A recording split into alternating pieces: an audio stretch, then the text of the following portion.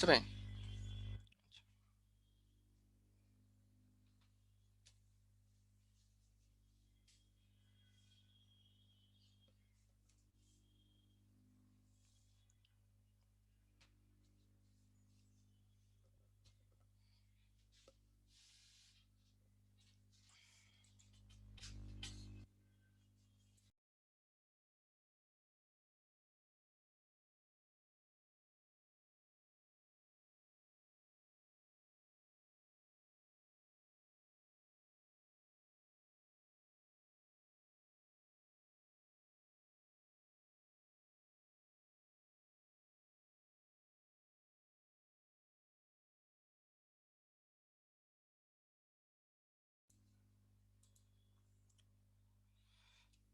আসসালামু আলাইকুম ভাই, প্যানেলিস্ট অ্যাড করে দেন।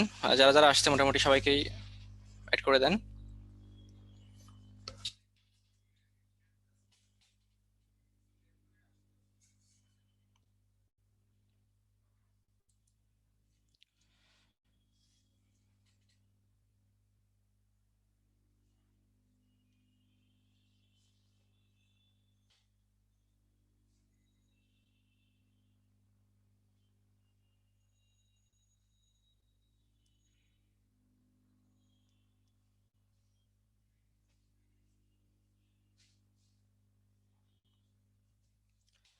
আসসালামু আলাইকুম রহমতুল্লাহ, কেমন আছো সবাই তোমরা?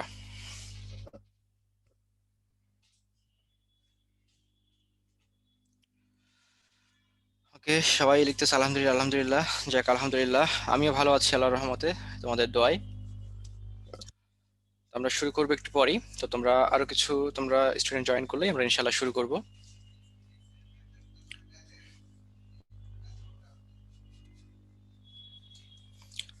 তো তোমাদের কি অবস্থা সবার, বলো তো একটু। লিখো তো, পড়াশোনার কি অবস্থা, ঠিক মতো চলতেছে কিনা?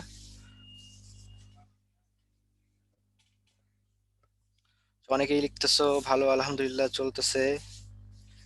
আলহামদুলিল্লাহ খারাপ অবস্থা, কারো বলতেছে ভালো, কারো টেনশন হচ্ছে। সমস্যা নেই, এই সময়টা আসলে এরকমই আর কি, একটু টেনশন হবে, কি হবে কি হয়। তো সবকিছু মিলাই আসলে পড়াশোনা করতে হবে, মেডিকেলে চান্স পেতে হবে যে কোনো মূল্যে।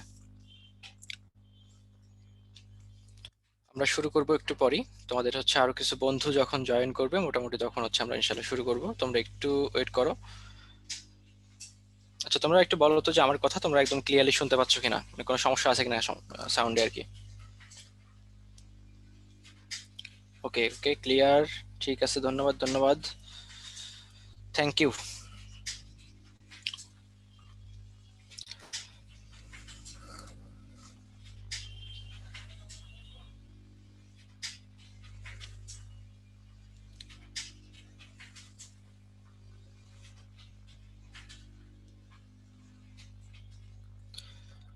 আচ্ছা, অনেকে বলতেছে ভাইয়া কি হবে আল্লাহ জানে, চান্স না পেলে মরে যাব। দেখো একটা কথা বলি তোমাদেরকে, মেডিকেল চান্স পাওয়ার জন্য তোমরা পড়াশোনা করতেছো, সেজন্য পড়তে হবে, এটা ঠিক।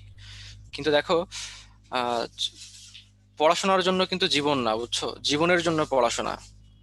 তুমি চেষ্টা করতে হবে তোমাকে মেডিকেলে চান্স পাওয়ার জন্য, কিন্তু সবাই আসলে কিন্তু চান্স পাবা না, এটা সত্য কথা। হ্যাঁ, কারণ সিটটা অতগুলো নাই, সুতরাং এই জীবনে কারো কারো হচ্ছে হয়তো একটু ব্যর্থতা হবেই।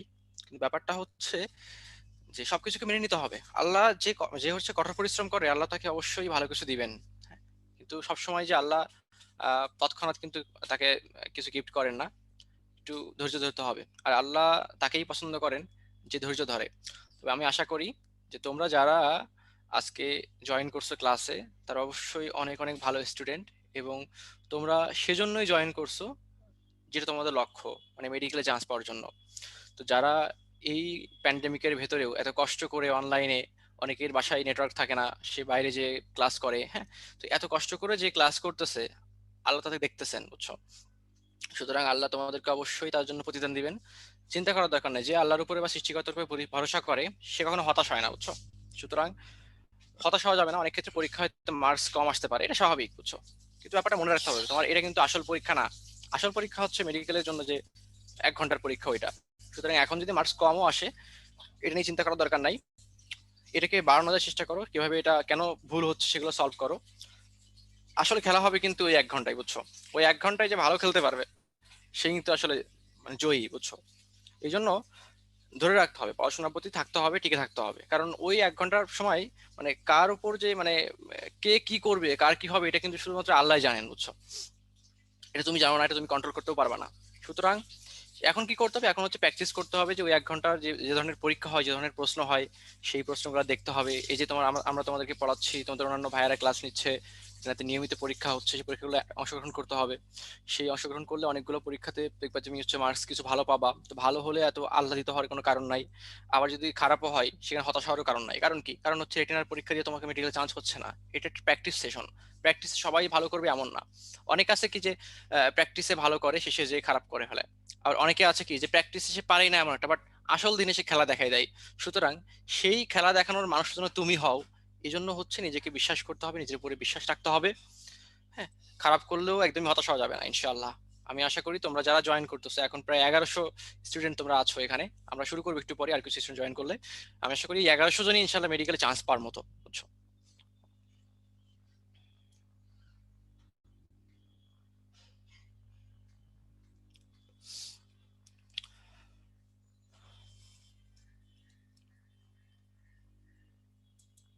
নাজিম ভাই, শুনতে পাচ্ছেন আমাকে?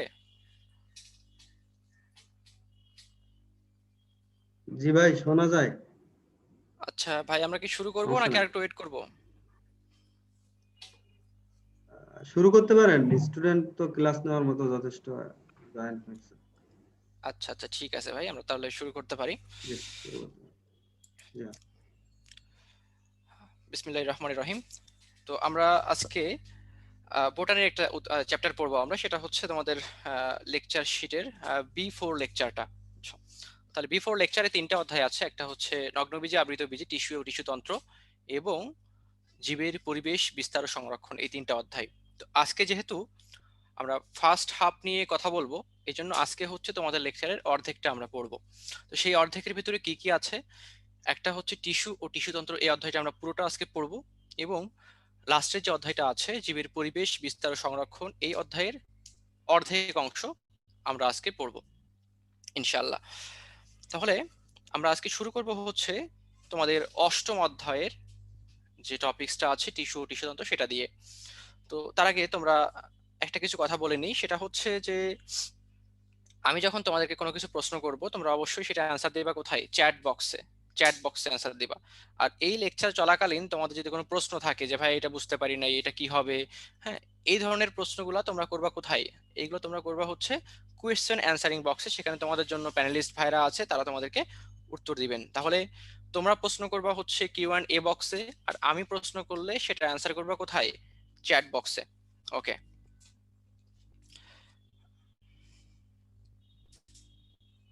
ঠিক আছে, তাহলে আমরা আজকে শুরু করব। তার আগে হচ্ছে তোমরা একটু চ্যাট বক্সে আমাকে জানাও, তোমরা যারা ইন্টারমিডিয়েট, তো এই অধ্যায়ে সবাই মোটামুটি পড়ছো, এখান থেকে অনেক সৃজনশীল প্রশ্ন হতো, অনেক ইম্পর্টেন্ট ছিল বটে।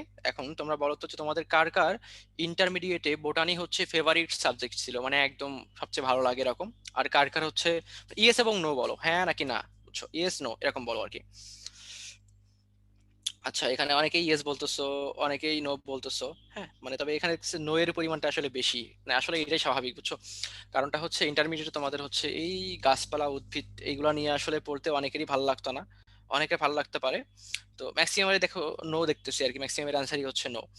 তো এই জন্য দেখো আমরা ছোটবেলায় পড়ে আসছি না যে প্রত্যেকটা প্রাণী আসলে পরোক্ষ বা প্রত্যক্ষভাবে কার উপর নির্ভরশীল? উদ্ভিদের উপর নির্ভরশীল। এই জন্য তোমাদের মেডিকেলে চান্স পাওয়ার ক্ষেত্রে তুমি কিভাবে ভাবলা তুমি উদ্ভিদকে বাদ দিয়ে শুধু প্রাণী এবং হচ্ছে কেমিস্ট্রি এবং হচ্ছে তোমার ফিজিক্স পড়ে তুমি মেডিকেলে চান্স পেয়ে যাবা? উদ্ভিদকে তোমাকে অবশ্যই পড়তে হবে, যদিও আসলে পরবর্তীতে এটার খুব বেশি লাগে না মেডিকেলে। মেডিকেলের যে সাবজেক্টগুলো সেখানে উদ্ভিদ বিজ্ঞান নিয়ে কিছুই নাই। কিন্তু মেডিকেলে চান্স পেতে হলে তোমাকে তোমার স্বপ্নকে বাস্তবায়ন করতে হলে তোমাকে অবশ্যই বোটানি পড়তে হবে। এখন ভাইয়া বোটানি তো মনে থাকে না, কি করব? আমি বলি মনে থাকার দরকার নাই, তুমি হচ্ছে বোটানি ভাইয়ারা যেগুলো বলে সেগুলো পড়বা, বারবার হচ্ছে তুমি এটা পড়বা। এই পড়তে পড়ে যতটুকু মনে থাকে ততটুকুই তোমার কাজে লাগবে, বুঝছো? ভুলে যাচ্ছি ভাইয়া, কি করব? ভুলে যাও, সমস্যা নাই। যে পড়ে সেই তো ভুলে, তাই না? যে পড়ে না তার ভোলার কোনো সুযোগই নাই। সুতরাং পড়বা, ভুলবা, আবার পড়বা, এই পড়তে পড়তে দেখতে দেখতে একসময় তোমাদের সাথে পরিচয় হবে। এই পরিচয় তোমার কাজে লাগবে। তোমাকে তো আসলে মেডিকেলে মুখস্থ কিছু লিখতে হবে না, তোমাকে কি করতে হবে? তোমাকে হচ্ছে 4টা অপশন চুজ করতে হবে, দেখে চিনতে হবে, তাই না? এজন্য দেখে যেন চিনতে পারো, দেখে জন্য চিনতে পারো, জাস্ট এই জন্য বারবার তোমাকে হচ্ছে বইয়ের লাইনগুলো পড়তে হবে। আচ্ছা, আমরা হচ্ছে আজকের টপিক্সটা হচ্ছে আমরা শুরু করব। তো তোমরা আশা করি যারা জয়েন করছো ইনশাল্লাহ সবাই শুনতে পাচ্ছ আমাকে। জাস্ট শেষবারের মতো একটা সাড়া দাও, একটা ঝাঁকানাকা সাড়া দাও যে তোমরা আমাকে শুনতে পাচ্ছ কিনা, সাউন্ড ক্লিয়ার আছে কিনা। ওকে, ঠিক আছে। তাহলে দেখো আজকের অধ্যায়ের নাম হচ্ছে টিস্যু ও টিস্যু তন্ত্র, তাই না? টিস্যু এবং টিস্যু তন্ত্র। তাহলে টিস্যু জিনিসটা আসলে কি জিনিস, এটা তোমরা সবাই নাম শুনছো। এখন দেখো আমাদের স্লাইডের ভেতরে কি আছে, স্লাইডে দেখো বসুন্ধরা টিস্যু, মানে যেটা টয়লেট টিস্যু আমরা চিনি সে একটা চিত্র আছে, আবার একটা কলার চিত্র আছে। টিস্যুর নাম আমরা, এই টিস্যু বলতে অনেক সময় আমরা যে টিস্যু ব্যবহার করি এটার নামও চলে আসে। আবার অনেক ক্ষেত্রে কি হয় যে টিস্যুর আরেক নাম হচ্ছে কোষ কলা বা শুধু কলাও বলা হয়ে থাকে। তো এই কলা বলতে আমরা খাওয়ার যে আমরা যে কলা খাই সেটার মাথা, মানে সেটার কথাও কি চলে আসে, মাথায় চলে আসে। এখন আমরা আজকে যে টিস্যুটা পড়বো সেই টিস্যু এই দুইটার কোনোটাই না, বুঝছো? সেই টিস্যু এই দুইটার কোনোটাই না। আচ্ছা, এখন তাহলে এটা কি জিনিস? টিস্যু হচ্ছে, তুমি চিন্তা করে দেখো, একটা ছোট্ট উদ্ভিদ ধীরে ধীরে বড় হয়, কিসের মাধ্যমে বড় হয়? উদ্ভিদ, একটা উদ্ভিদ বা প্রাণী সেটা গঠিত হয় হচ্ছে কোষ দিয়ে, বুঝছো? এখন এই কোষগুলো বিভাজনের ফলে অসংখ্য কোষ সৃষ্টি করে সেটা হচ্ছে ছোট থেকে বড় হয়। আচ্ছা, এখন দেখো এখন দেখো যে তাহলে টিস্যুটা কি জিনিস। টিস্যু হচ্ছে অসংখ্য কোষ যখন এরকম পাশাপাশি অবস্থান করে একটা গুচ্ছ তৈরি করে, তখন আমরাকে তাকে টিস্যু বলি, তাই না? তার মানে টিস্যুটা হচ্ছে কি, টিস্যু হচ্ছে অনেকগুলা অনেকগুলা কোষের সমষ্টি। আচ্ছা, এখন দেখো টিস্যু কি জিনিস সেটা হচ্ছে আমরা এটা নিয়ে পড়বো। দেখো ইস্যু অথবা টিস্যু, মানে আমরা ইস্যু পড়ছি আর কি, যে এখন দেখো বাংলাদেশে প্রত্যেক দিনই একটা ইস্যু চলে, একটা ইস্যুকে ঢাকতে আর একটা সৃষ্টি হয়। তো এখন দেখো টিস্যু কি জিনিস সেটা বুঝতে হলে তোমাদেরকে টিস্যুর বৈশিষ্ট্যগুলো ভালো করে পড়তে হবে, এবং এখান থেকে কিন্তু মেডিকেলে কি হবে, প্রশ্ন হতে পারে। দেখো এই টিস্যুর কি কি বৈশিষ্ট্য থাকে সেটা জানতে হলে তোমাকে মনে রাখতে হবে একটা নিয়ম, সেটা হচ্ছে একের নিয়ম। একের নিয়ম, একের নিয়মটা কি জিনিস ভাইয়া? এটা হচ্ছে যে দেখো টিস্যু হবে সেই জিনিস যে সমস্ত কোষ একই উৎস থেকে সৃষ্ট, একই ধরনের কাজ সম্পন্নকারী, একই ধর্ম বিশিষ্ট, এবং হচ্ছে অবিচ্ছিন্ন। অবিচ্ছিন্ন মানে কি, একসাথে থাকবে, তাই না? একসাথে একটা গুচ্ছ তৈরি করবে। তার মানে এই টিস্যুর যে বৈশিষ্ট্যগুলা সেগুলো হচ্ছে সব দেখো একের নিয়ম, একই উৎস থেকে হবে, একই ধরনের কাজ করবে, সমধর্মী হবে, এবং হবে হচ্ছে অবিচ্ছিন্ন, মানে একসাথে একটা গুচ্ছ তৈরি করবে। ওকে, এখন দেখো তাহলে টিস্যু সৃষ্টির কারণ কি। দেখো প্রত্যেকটা, বলতে পারো তোমরা যে ভাই প্রত্যেকটা কোষই তো আর নিজের কাজ ঠিক মতো করতেছে, তাহলে টিস্যু সৃষ্টি কেন করা হলো? দেখো টিস্যু সৃষ্টির কারণটা হচ্ছে এই যে একটা উদ্ভিদ ধরো, এর কিন্তু অনেকগুলো অংশ আছে। যেমন একটা উদ্ভিদের কি আছে, একটা উদ্ভিদের পাতা আছে, তার কাণ্ড আছে, তার মূল আছে, তাই না? এখন মূলের কোষের কাজ কি? মূলের কোষের কাজটা হচ্ছে মাটি থেকে পানি এবং খনিজ লবণ শোষণ করা। কাণ্ডের কোষের কাজটা হচ্ছে সেটা পরিবহন করা। তারপর পাতায় কি করবে? পাতায় হচ্ছে খাদ্য তৈরি করবে, তাই না? তাহলে এই যে প্রত্যেকটা অঙ্গের আসলে ভিন্ন ভিন্ন ভিন্ন রকম কাজ, রাইট?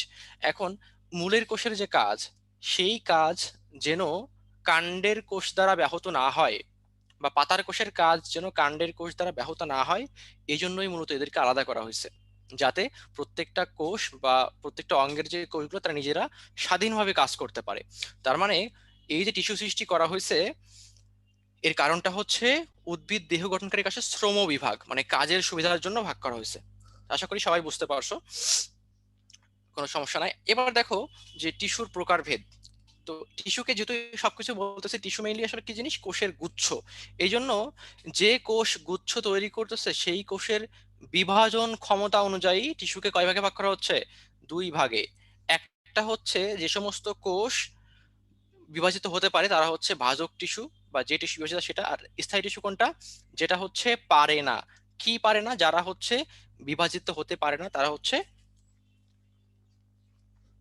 হচ্ছে স্থায়ী টিস্যু।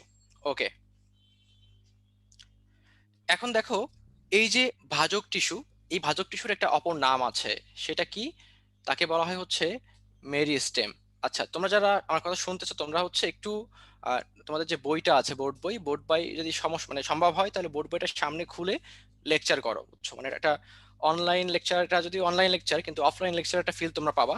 তোমরা সামনে বই নিয়ে তোমরা হচ্ছে লেকচার করবা, তাহলে তোমাদের বোঝার জন্য সুবিধা হবে। এখন দেখো তাহলে ভাজক টিস্যুর আরেকটা নামই হচ্ছে কি, একে মেরিস্টেম নামে এদের পরিচয় দেওয়া হয় আর কি, মেরিস্টেম বলা হয়। তাহলে এটা হচ্ছে মেরিস্টেম কি জিনিস, এটা হচ্ছে ভাজক টিস্যুর একটা অপর নাম। আচ্ছা, এখন দেখো এই ভাজক টিস্যু কোথায় পাওয়া যায়? যেহেতু ভাজক টিস্যু মানে এরা উদ্ভিদের বৃদ্ধির ক্ষেত্রে কাজ করবে, সুতরাং উদ্ভিদের কাণ্ড, মূলের শীর্ষ, কচি পাতা, পুষ্প, কাণ্ডমুকুল, পর্বমধ্য, কাণ্ডের পরিধি, মানে মোটামুটি একটা উদ্ভিদের যত জায়গা আছে সব জায়গায় কি এগুলো থাকবে, কারণ সব জায়গায় তো বৃদ্ধি প্রয়োজন আছে। ওকে, এখন আমরা পড়বো হচ্ছে ভাজক টিস্যুর বৈশিষ্ট্য। তোমরা এইটা ভালো করে পড়বে, এবং এইটা যদিও আসলে অনেকগুলো বৈশিষ্ট্য আছে, কিন্তু সবগুলো তোমরা কি করবে না, সব হচ্ছে মুখস্থ করা যাবে না, বুঝছো? আমরা একটু বুঝতে হবে, মুখস্থ করতে হবে, কিন্তু শুধু মুখস্থ করলে ভুলে যাবে, এই জন্য হচ্ছে কি করতে হবে, একটু বুঝতে হবে, পাশাপাশি হচ্ছে কি, পাশাপাশি হচ্ছে মনে রাখতে হবে। এখন দেখো, এটা একটা ভাজক টিস্যুর কোষ, বুঝছো? দেখো কোষগুলো দেখতে কেমন, ষড়ভুজাকার, বেঞ্জিনের মতো অনেকটা, তাই না? একটা বেঞ্জিনের মতো। আচ্ছা, এখন দেখো যে এই যে কোষগুলো খেয়াল করে দেখো, এই কোষ যেটা আছে এখানে, তার দেখো যে প্রত্যেকটার দেখো ব্যাস প্রায় সমান, বুঝছো? প্রত্যেকটার ব্যাস সমান, তার মানে হচ্ছে এইটা হচ্ছে সমব্যাসীয়। তার মানে ভাজক টিস্যু কি সমব্যাসীয়। আচ্ছা, আমরা আগে পড়লাম যে ভাজক টিস্যু মানে কি, যে কোষ বিভাজিত হতে পারে বা যে টিস্যু বিভাজিত হতে পারে। তার মানে এরা হচ্ছে বিভাজন ক্ষমতা সম্পন্ন, মানে বারবার বিভাজিত হয়। এই জন্য এরা হচ্ছে যখনই একটা কোষ তৈরি হয় তখনই এরা দ্রুত সেই কোষ থেকে নতুন একটা কোষ তৈরি হয়ে যায়, মানে খুবই ব্যস্ত একটা লাইফ পার করে, বুঝছো? তোমাদের মতো, মানে এদের হাতে খুব বেশি কি নেই, খুব বেশি টাইম নাই, বুঝছো? এখন যেহেতু এরা বিভাজিত হয়, তার মানে কি এরা হচ্ছে জীবিত। জীবিত মানে হচ্ছে তার মানে এরা জীবিত, কারণ মৃত বস্তু তো আসলে বিভাজিত হতে পারে না, তাই না? তার মানে ভাজক টিস্যু হচ্ছে সমবাসীয় এবং হচ্ছে জীবিত, বিভাজন ক্ষমতা সম্পন্ন। খেয়াল করো, এইটা হচ্ছে কি কোষের নিউক্লিয়াস, রাইট? তো এই যে ভাজক টিস্যুর যে কোষ, তাদের নিউক্লিয়াস গুলো হয় তুলনামূলক বড়। এখন যদি নিউক্লিয়াস বড় হয়, তাহলে কোষের ভিতরে বাকি যে জায়গাগুলো আছে, বুঝছো, এই জায়গাগুলা, এগুলা কেমন হবে, সাইটোপ্লাজম কেমন হবে, তাহলে ঘন হবে। কারণ কি, নিউক্লিয়াস বড় হলে সাইটোপ্লাজমের জায়গা কমে যাচ্ছে, মানে ঘন হয়ে যাচ্ছে। তার মানে নিউক্লিয়াস হবে বড়, সাইটোপ্লাজম হবে হচ্ছে ঘন।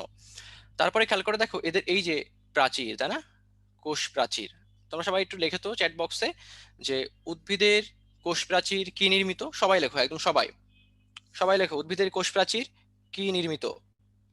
ওকে ওকে, অনেকেই লিখতেছে, সবাই সবাই লিখতেছে cellulose cellulose cellulose cellulose, thank you very much. তাহলে উদ্ভিদের যে যে কোষ প্রাচীর সেলুলোজ নির্মিত। এখন কোষ প্রাচীর কিভাবে তৈরি হয়, একটা মধ্যপর্দা তৈরি হয় প্রথমে, মধ্যপর্দার উপরে একটা প্রাচীর তৈরি হয় যার নাম প্রাইমারি প্রাচীর, তার উপরে আর এক রকম প্রাচীর তৈরি হয়, তাকে কি বলে, সেকেন্ডারি প্রাচীর, তাই না? সবাই জানি এটা আমরা। তাহলে এই যে সময়, এটা কোষ প্রাচীর পুরো হওয়ার জন্য একটা সময় প্রয়োজন আছে, কিন্তু এটা তো ভাজক কোষ, এরা তো বিভাজিত হয়, সময় নাই বেশি, এই জন্য এদের কোষ প্রাচীর পুরো হতে পারে না। কেমন হয়, কোষ প্রাচীর হয় হচ্ছে পাতলা। পাতলা হলে কি কি নির্মিত হবে, সেলুলোজ নির্মিত। তোমরা মনে রাখবা যে যখনই তোমরা শুনবা যে কোষ প্রাচীর পাতলা, তখনই মনে রাখবা সেটা কি নির্মিত হবে, সেলুলোজ নির্মিত। ওকে, এখন দেখো দুইটা কোষের মাঝে দেখো কোনো আন্তঃকোষীয় ফাঁক নাই, কোনো কোষ গহ্বর নাই। এখন এগুলো কেন নাই, কারণ হচ্ছে এইগুলো তৈরি হওয়ার জন্য একটা সময় দরকার আছে, রাইট? সেই সময়টা এরা পায় না, এই জন্য এদের ভিতরে কোনো আন্তঃকোষীয় ফাঁক বা কোনো কোষ গহ্বর কি তৈরি হতে পারে না। ওকে, এখন আন্তঃকোষীয় ফাঁক বা কোষ গহ্বর, এগুলোর কাজই হচ্ছে কোনো বর্জ্য পদার্থ বা কোনো সঞ্চিত পদার্থ এগুলো ধারণ করা। এখন এদের তো আন্তঃকোষীয় ফাঁক বা কোষ গহ্বর নাই, তাহলে এদের কিভাবে সম্ভব যারা বর্জ্য পদার্থ বা হচ্ছে সঞ্চিত খাদ্য ধারণ করবে? তাহলে এদের কোনো ধরনের বর্জ্য পদার্থ বা সঞ্চিত খাদ্য কি থাকে না। ওকে, এখন দেখো আরেকটা কথা, সেটা হচ্ছে এদের যে প্লাস্টিড, হ্যাঁ, এদের যে প্লাস্টিড, সেই প্লাস্টিডের ক্ষেত্রে ওদের প্লাস্টিডটা হচ্ছে কি হতে পারে না, পরিণত হতে পারে না, অপরিণত। কারণ কি, পরিণত হওয়ার সময়ই পাচ্ছে না, এরা খুবই ব্যস্ত। এই জন্য এদের কোষের প্লাস্টিডকে বলে হচ্ছে প্রোপ্লাস্টিড। প্রো মানে হচ্ছে আদি বা অপরিণত, এদের প্লাস্টিডটা কেমন, প্রোপ্লাস্টিড ধরনের। ওকে, তো আশা করি এগুলো বুঝতে পারছো। এখন তোমরা এখানে খেয়াল করে দেখো, আমরা মোটামুটি সবগুলোই বলে ফেলছি। যে একটা আমরা বলছি যে কোষগুলো জীবিত, সমবাসীয়, ছোট, বিভাজন ক্ষমতা সম্পন্ন। কোষ প্রাচীর কেমন, সেলুলোজ নির্মিত, পাতলা। সাইটোপ্লাজম হচ্ছে ঘন, নিউক্লিয়াস বড়, কোষ গহ্বর থাকে না, আন্তঃকোষীয় ফাঁক, সঞ্চিত খাদ্য, খরিত বস্তু দেখো সবগুলোই কি না না থাকে না। বিপাকীয় হার কেমন, বেশি। কারণ কি, কারণে বারবার বিভাজিত হচ্ছে, বারবার যদি বিভাজিত হয় তাহলে কি হবে, তাহলে হচ্ছে এদের সেই বিপাকীয় হারটা বেশি হতে হবে, কারণ এদের খাদ্য বেশি লাগবে। ওকে, তো এটা কিন্তু খুবই গুরুত্বপূর্ণ, তোমরা একটু বুঝে মুখস্থ করবা, শুধু মুখস্থ করবা না, বুঝে মুখস্থ করবা। ওকে, এখন চলে আসো ভাজক টিস্যুর কাজ। দেখো ভাজক মানে কি, বিভাজিত হচ্ছে, সুতরাং সুতরাং হচ্ছে এদের যে কাজগুলো কি হবে দেখো, যে টিস্যু উদ্ভিদের লম্বা হতে সাহায্য করবে, দৈর্ঘ্য বৃদ্ধি, উদ্ভিদকে মোটা হতে সাহায্য করবে মানে কি ব্যাস বৃদ্ধি করবে। আর এই দুটো লাইন দেখো ভাজক টিস্যু হতে, মানে যেটা আমরা পড়তেছি এখান থেকেই আমাদের যে স্থায়ী টিস্যু সৃষ্টি হয়। এছাড়াও যদি একটা উদ্ভিদের এই যে এখানে ধর কেটে গেছে, বুঝছো, এই যে এখানে কেটে গেছে, আর এই ক্ষতটা পূরণ করবে কি হবে, ভাজক টিস্যুগুলো বিভাজিত হবে, হয়ে ক্ষতগুলো পূরণ করবে। তার মানে ভাজক টিস্যুর বিভাজনের মাধ্যমে কি হয়, ক্ষতস্থান পূরণ হয়। ওকে, ঠিক আছে। এখন দেখো নেক্সটে যাচ্ছি আমরা, নেক্সটে খেয়াল করো। দেখো এখানে হচ্ছে কি আছে, ভাজক টিস্যুর প্রকারভেদ আছে, তাই না? আচ্ছা, তোমরা এটা ভালো করে খেয়াল করো, এই অধ্যায়ে এর পর থেকে দেখবা যত প্রকারই আমরা পড়ি না কেন, দেখবে ম্যাক্সিমাম জায়গায় কি আছে, ম্যাক্সিমাম জায়গায় দেখবে হচ্ছে 3 3 3 করে, বুঝছো? তার মানে তোমরা মনে রাখবা এই অধ্যায়ে হচ্ছে তিনের নামতা আছে, বুঝছো? তারপরে নামতা পড়ছি আমরা, তো এখানে দেখবো তিনের নামতা অ্যাকচুয়ালি না, মানে তিনের গুণিতক বা সবকিছু দেখবো তিনের নিয়ম অনুসারে, বুঝছো? আচ্ছা, এখন দেখো আহ ভাজক টিস্যুর প্রকারভেদ, তাই না? দেখো চারটা বিষয়ের উপরে ভাগ করা হয়েছে, কি কি? উৎপত্তি অনুসারে, তাই না? উৎপত্তি অনুসারে, অবস্থান অনুসারে, কোষ বিভাজন অনুসারে, কাজ অনুসারে। সবাই লেখো তো এটা, সবাই লেখো, উৎপত্তি, অবস্থান, কোষ বিভাজন, কাজ। উৎপত্তি, অবস্থান, কোষ বিভাজন, কাজ। সবাই লেখো এটা, সবাই।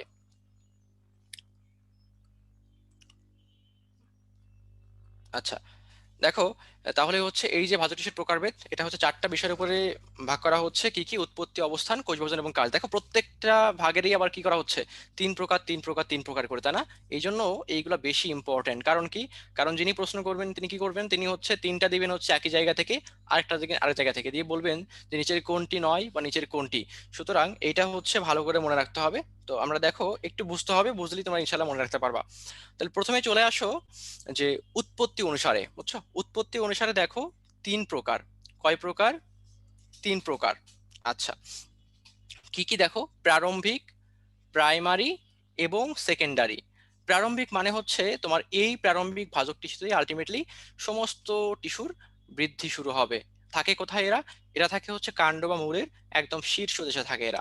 এবং দেখো এই লাইনটা খুবই গুরুত্বপূর্ণ, যে এই প্রারম্ভিক মানে এই টিস্যু থেকেই তোমার সমস্ত অঞ্চল থেকেই তোমার বৃদ্ধির সূচনা হচ্ছে। ওকে, প্রাইমারি টিস্যু কি জিনিস? এই প্রারম্ভিক ভাজক টিস্যু থেকেই কিছুক্ষণ পর মানে তোমার এই প্রাইমারি টিস্যু তৈরি হবে, বুঝছো? তার মানে প্রারম্ভিক ভাজক টিস্যু থেকে এদের উৎপত্তি। কোথায় অবস্থান করে? মূল, কাণ্ডের শীর্ষে। কারণ কি, এদের তো বৃদ্ধি হতে হবে। এবং এই জন্য কি হয়, শীর্ষে অবস্থান করতেছে, এই জন্য উদ্ভিদ হচ্ছে দৈর্ঘ্যে মানে লম্বায় বৃদ্ধি পাচ্ছে। ছোট উদ্ভিদ এরকম ছিল, সেটা হচ্ছে কিছুদিন পরে এরকম লম্বা হয়ে যাচ্ছে, মানে দৈর্ঘ্যে বৃদ্ধি পাচ্ছে। ওকে, এইবার দেখো সেকেন্ডারি ভাজক টিস্যু, এক্ষেত্রে একটু ব্যতিক্রম আছে, সেটা হচ্ছে এই জন্য দেখো এখানে বলা আছে এরা স্থায়ী টিস্যু হতে সৃষ্টি হয়। তার মানে যে সমস্ত ভাজক টিস্যু পরবর্তী সময়ে স্থায়ী টিস্যুতে সৃষ্টি হয় তাদেরকে বলা হচ্ছে সেকেন্ডারি ভাজক টিস্যু। উদাহরণ কি দেখো, কর্ক ক্যাম্বিয়াম, ইন্টারফ্যাসিকুলার ক্যাম্বিয়াম, অতিরিক্ত ক্যাম্বিয়াম। কর্ক ক্যাম্বিয়াম কি জিনিস দেখো, ক্যাম্বিয়াম হচ্ছে ভাজক টিস্যু, আর কর্ক মানে এটা হচ্ছে কাণ্ডে থাকে, কাণ্ডে তোমাদের কর্ক নামে ব্যাপার আছে। আর ইন্টারফ্যাসিকুলারটা কি জিনিস, সেটা হচ্ছে যে ফ্যাসিকল মানে হচ্ছে তোমার এই যে টিস্যু গুচ্ছ, এগুলোকে ফ্যাসিকল বলা হয়। আর দুইটা টিস্যু গুচ্ছের মাঝে থাকবে যে ক্যাম্বিয়াম, তাকে বলবে হচ্ছে ইন্টারফ্যাসিকুলার ক্যাম্বিয়াম। আমাদের এটুকু জানলেই এনাফ, এত বিস্তারিত এখান থেকে আসবে না। জাস্ট এখান থেকে কি আসবে, উদাহরণ, যে নিচের কোনটি সেকেন্ডারি ভাজক টিস্যুর উদাহরণ বা কোনটি প্রাইমারি উদাহরণ বা এরকম কিছু আসবে। সুতরাং খুব বেশি বিস্তারিত জেনে আসলে লাভ হয় না, কারণ বিস্তারিত মেডিকেলে আসে না। সুতরাং মেডিকেলে যতটুকু আসে ততটুকু পড়লেই আমার জন্য কি যথেষ্ট, বেশি পড়লে আরো চাপ পড়ে যাবে। ওকে, ওকে। এখন দেখো এখানে আছে কি, তোমাদের একটা ব্যাপার একটু ক্লিয়ার করে দেই, এটা সবাই ভুল করো। দেখো আমরা এখানে কি পড়লাম, আমরা পড়লাম হচ্ছে যে প্রারম্ভিক যে ভাজক টিস্যু, এইখান থেকেই তোমার একটা উদ্ভিদের মেইন তোমার বৃদ্ধি শুরু হচ্ছে, তাই না? প্রারম্ভিক ভাজক টিস্যু থেকে হবে কি, প্রারম্ভিক ভাজক থেকে হবে হচ্ছে প্রাইমারি ভাজক টিস্যু, তাই না? এই প্রাইমারি ভাজক টিস্যু থেকে উৎপত্তি লাভ করবে হচ্ছে কি, প্রাইমারি স্থায়ী। তার মানে প্রারম্ভিক থেকে হচ্ছে প্রাইমারি ভাজক, আর প্রাইমারি ভাজক থেকে হচ্ছে কি প্রাইমারি স্থায়ী। আর এই প্রাইমারি স্থায়ীটিকে যখন কোনো ভাজক টিস্যু তৈরি, তখন তাকে কি বলবে, তখন তাকে বলবে হচ্ছে সেকেন্ডারি ভাজক টিস্যু। রাইট? এই সিরিয়ালটা তোমরা মনে রাখবা যে কোনটা থেকে কি তৈরি হচ্ছে, তাহলে ভুল হবে না। দেখবো প্রারম্ভিক থেকে হচ্ছে প্রাইমারি, প্রাইমারি থেকে ভাজক থেকে প্রাইমারি স্থায়ী, প্রাইমারি স্থায়ী থেকে সেকেন্ডারি ভাজক। তাহলে এটা তোমরা ভালো করে এই যে একটা ফ্লো চার্ট এটা মনে রাখবা। এবার দেখো তোমার হচ্ছে অবস্থান অনুসারে খেয়াল করে দেখো, এখানে যেটা হচ্ছে শীর্ষে অবস্থান করতেছে তার নাম হচ্ছে এপিকাল বা হচ্ছে শীর্ষস্থ ভাজক টিস্যু, যেটা অবস্থান করে, দেখো এই সাদাটা হচ্ছে দুটা স্থায়ী টিস্যু।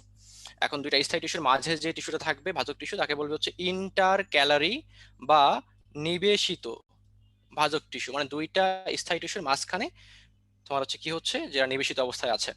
আর ল্যাটেরাল কোনটা, যেটা হচ্ছে পাশে থাকবে, অর্থাৎ কাণ্ডের যে পাশে লম্বভাবে যেটা আছে সেটাকে বলছে ল্যাটেরাল বা হচ্ছে কি পার্শ্বীয় ভাজক টিস্যু। ওকে, এখন নেক্সট স্লাইড যাচ্ছি। দেখো তাহলে আমরা তিনটাই পড়ে ফেলছি, এখন এখান থেকে কি কি পড়তে হবে দেখো। শীর্ষস্থ এবং হচ্ছে নিবেশিত বা ইন্টারক্যালারি, এইটা হচ্ছে, এরা হচ্ছে প্রাইমারি, বুঝছো, এরা হচ্ছে প্রাইমারি ভাজক টিস্যু।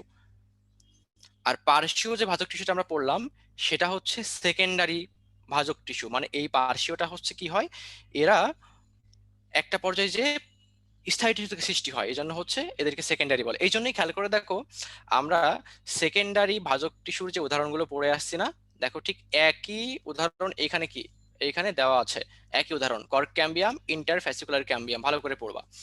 এখন শীর্ষস্থ কোনটা, যেগুলো শীর্ষে থাকবে, এগুলো বোঝার কিছুই না, নামেই পরিচয়। এরা এই শীর্ষস্থ প্রাইমারি, এই জন্য প্রাইমারি থেকে কি তৈরি হয় বলতো, প্রাইমারি থেকে প্রাইমারি স্থায়ী তৈরি হয়, খুবই সোজা আর কি। এবার দেখো নিবেশিত, নিবেশিত মানে কি বলছিলাম, দুইটা স্থায়ী টিস্যুর মাঝখানে থাকবে এরা, রাইট। ওকে, তো এরা যেহেতু প্রাইমারি, তাহলে এরা সৃষ্টি হবে হচ্ছে শীর্ষস্থ থেকে সৃষ্টি হবে, বুঝছো, এখান থেকে সৃষ্টি হবে হচ্ছে ইন্টার ক্যালোরি বা নিবেশিত। দেখো এখানে অনেকগুলো উদাহরণ আছে, জাস্ট পড়বা, এগুলো খুব বেশি মাথায় রাখার দরকার নেই। জাস্ট দেখো ঘাস, পাইন, হর্সটেইল, হ্যাঁ, এগুলোর হচ্ছে পত্রমূল মানে পাতার বোটা, মধ্যপর্ব মানে পাতার মাঝখানে, পর্বসন্ধি মানে যেখানে তোমার হচ্ছে ডাল জোড়া জোড়া লাগছে সেইখানে, বা ফুলের বোটা, এগুলো থাকে, বুঝছো। হর্সটেইল হচ্ছে ঘোড়ার লেজের মতো দেখতে একটা উদ্ভিদ। ওকে, এখান থেকে এগুলো পড়বা। জাস্ট মনে রাখবা যে কোন টিস্যু থেকে কোনটা সৃষ্টি হচ্ছে, যে তোমাদের আমি যে সিরিয়ালটা দিলাম এটা তোমরা মাথায় রাখবা। ওকে, এবার আসো কোষ বিভাজন অনুসারে। দেখো এটা বাইচিজি আর কি, তিন প্রকার তিন প্রকার তিন প্রকার। দেখো মাস, প্লেট এবং হচ্ছে কি রিব, তাই না? মাস, প্লেট, রিব। আচ্ছা তোমরা একটু আমাকে চ্যাট বক্সে জানাও তো যে মাস, মাস শব্দটার অর্থ কি জানো? মাস পিপুল, আমরা মাস পিপুল জানি, মাস পিপুল মানে কি? মাস মিডিয়া মানে কি?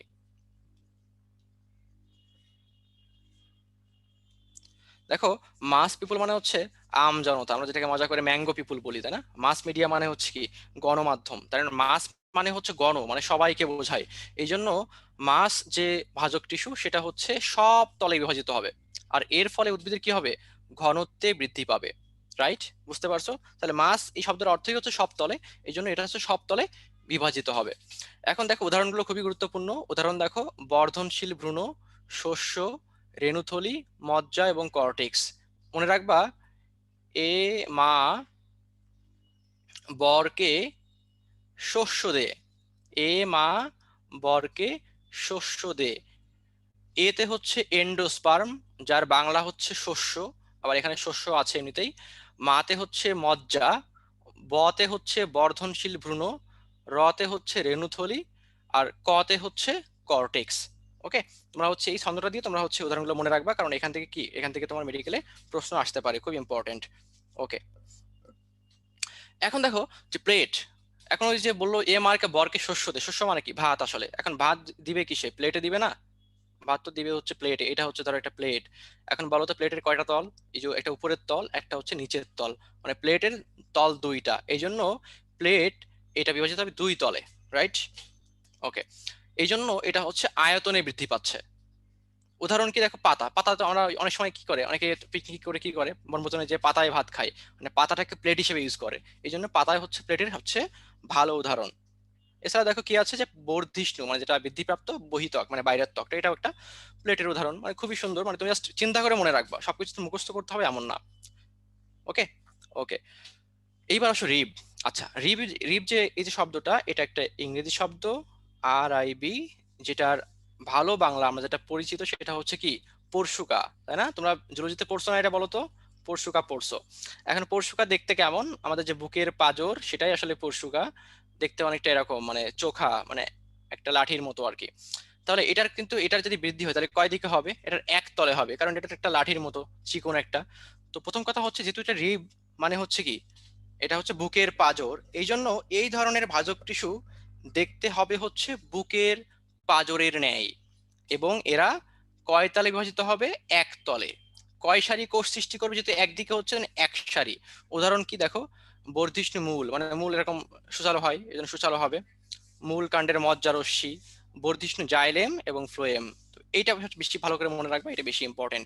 তাহলে আমি বলি মাস সব তলে হয়, প্লেট দুই তলে, রিব হচ্ছে এক তলে। ওকে, এবার আসো কাজ অনুসারে। কাজ অনুসারে কয় প্রকার হবে আমরা সবাই জানি, সবাই জানি তিনের নিয়ম। তাহলে কয় প্রকার হবে? তিন প্রকার, রাইট? তিন প্রকার। কি কি দেখো, একটা হচ্ছে প্রোটোডার্ম। আচ্ছা তোমরা সবাই চ্যাট বক্সে লিখো তো, ডার্ম বা ডার্মিস মানে কি? সবাই লিখো, ডার্মিস মানে কি? লিখো লিখো লিখো, ত্বক ত্বক ত্বক। ওকে, অনেকেই লিখতেছো, অনেকেই থ্যাংক ইউ ভেরি মাচ যারা লিখতেছো, সবাই পারো, সবাই আমরা এটা পারি। ডার্মিস বা ডার মানে হচ্ছে ত্বক। এখন প্রোটো মানে, এই যে প্রো মানে হচ্ছে আদি, বা প্রোটো মানে হচ্ছে আদি, তাহলে আদি ত্বক। আদি ত্বক মানে কি? যে সমস্ত, মানে এই প্রোটোডার্ম থেকে আলটিমেটলি মূল কাণ্ড বা শাখা প্রশাখা এটার কি তৈরি হয়? ত্বক। এই জন্য এটাকে প্রোটোডার্ম বলতেছে। প্রো ক্যাম্বিয়াম, আচ্ছা ক্যাম্বিয়ামের নাম তোমরা শুনছো না পরিবহন টিস্যুর ভিতরে? ক্যাম্বিয়াম। আচ্ছা, তাহলে ক্যাম্বিয়ামটা কি করে আসলে? এই ক্যাম্বিয়াম, এটার কাজ হচ্ছে পরিবহন টিস্যু সৃষ্টি করা। এখন পরিবহন টিস্যু আমরা ছোটবেলা থেকেই পড়ে আসছি, জাইলেম জল টানে আর ফ্লোয়েম খাদ্য দেয়, তাই না? খাদ্য পরিবহন করে। তাহলে এই পরিবহন সৃষ্টি করবে কোনটা? প্রোক্যাম্বিয়াম। তোমরা এখান থেকে উদাহরণ কিন্তু খুব ভালো করে মনে রাখবা, বুঝছো? দেখো মুখস্থ না করলেও কিন্তু হবে। প্রোটোডার্ম সে ত্বক তৈরি করে, প্রোক্যাম্বিয়াম মানে হচ্ছে পরিবহন টিস্যু সৃষ্টি করে। আছে কি কি? জাইলেম, ফ্লোয়েম এবং ক্যাম্বিয়াম, এই তিনটা তৈরি করবে হচ্ছে প্রোক্যাম্বিয়াম। এই বাদে উদ্ভিদের আর যা আছে, বুঝছো, মানে প্রোটোডার্ম মানে ত্বক এবং পরিবহন টিস্যু বাদে আর যা আছে সেটা তৈরি করবে কে? Ground meristem. এখন যা থাক তোমার তো মুখস্থ করার দরকার নাই, কারণ তুমি তো এই দুটো পারোই। সুতরাং এই দুটো বাদে আর যা আসবে সেটাই কোনটা অ্যান্সার হবে? এইটা অ্যান্সার হবে, রাইট? ওকে, তাহলে কি কি আছে দেখো, কর্টেক্স, মজ্জা, মজ্জারও, সেটা ভালো করে খেয়াল করো তো, এটার জন্য ভুল না করো তোমরা, বুঝছো যে কোনটার কি উদাহরণ। ওকে, তাহলে প্রোটোডার্মটা হচ্ছে কি? ত্বক তৈরি করবে। আর ক্যাম্বিয়াম কি তৈরি, প্রোক্যাম্বিয়াম কি তৈরি করবে? পরিবহন টিস্যু। এই বাদে সবাই হচ্ছে গ্রাউন্ড মেরিস্টেমের অংশ। ওকে, দেখো এইখান থেকে এই শখটা আমাদের বইয়ে আছে, এখান থেকে just একটা লাইন তোমরা ভালো করে পড়বা, সেটা হচ্ছে এই লাইনটা, শীর্ষস্থ ভাজক টিস্যু বা এপিকাল মেরিস্টেম থেকে সব টিস্যু আলটিমেটলি উৎপত্তি লাভ করে। ক্লিয়ার? তার মানে সমস্ত টিস্যুর একদম তোমার হচ্ছে কি, একদম মেইন উৎপত্তি স্থল কোনটা? সেটা হচ্ছে শীর্ষস্থ ভাজক টিস্যু। ওকে,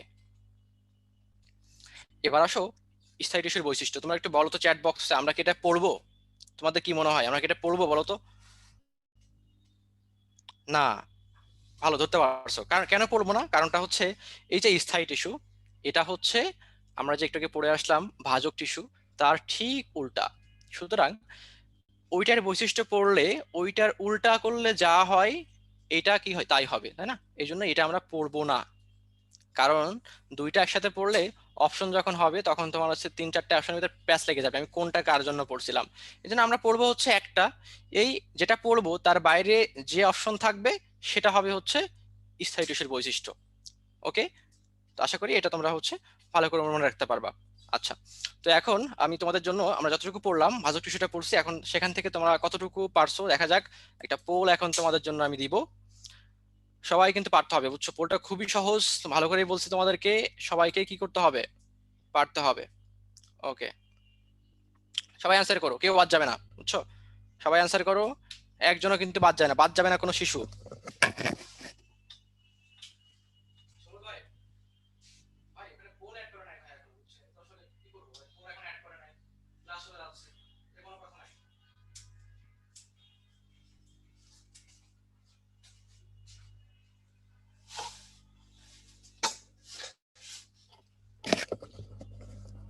দেখতেছো অনেকে অ্যান্সার করতেছো সবাই, অনেকেই পারতেছো, তবে কিন্তু এখনো কিন্তু অনেকেই ভুল করছো, বুঝছো? ভুল করলে কিন্তু এটা কিন্তু হবে না। এত সহজ একটা প্রশ্ন যদি ভুল করো তাহলে কি হবে বলো?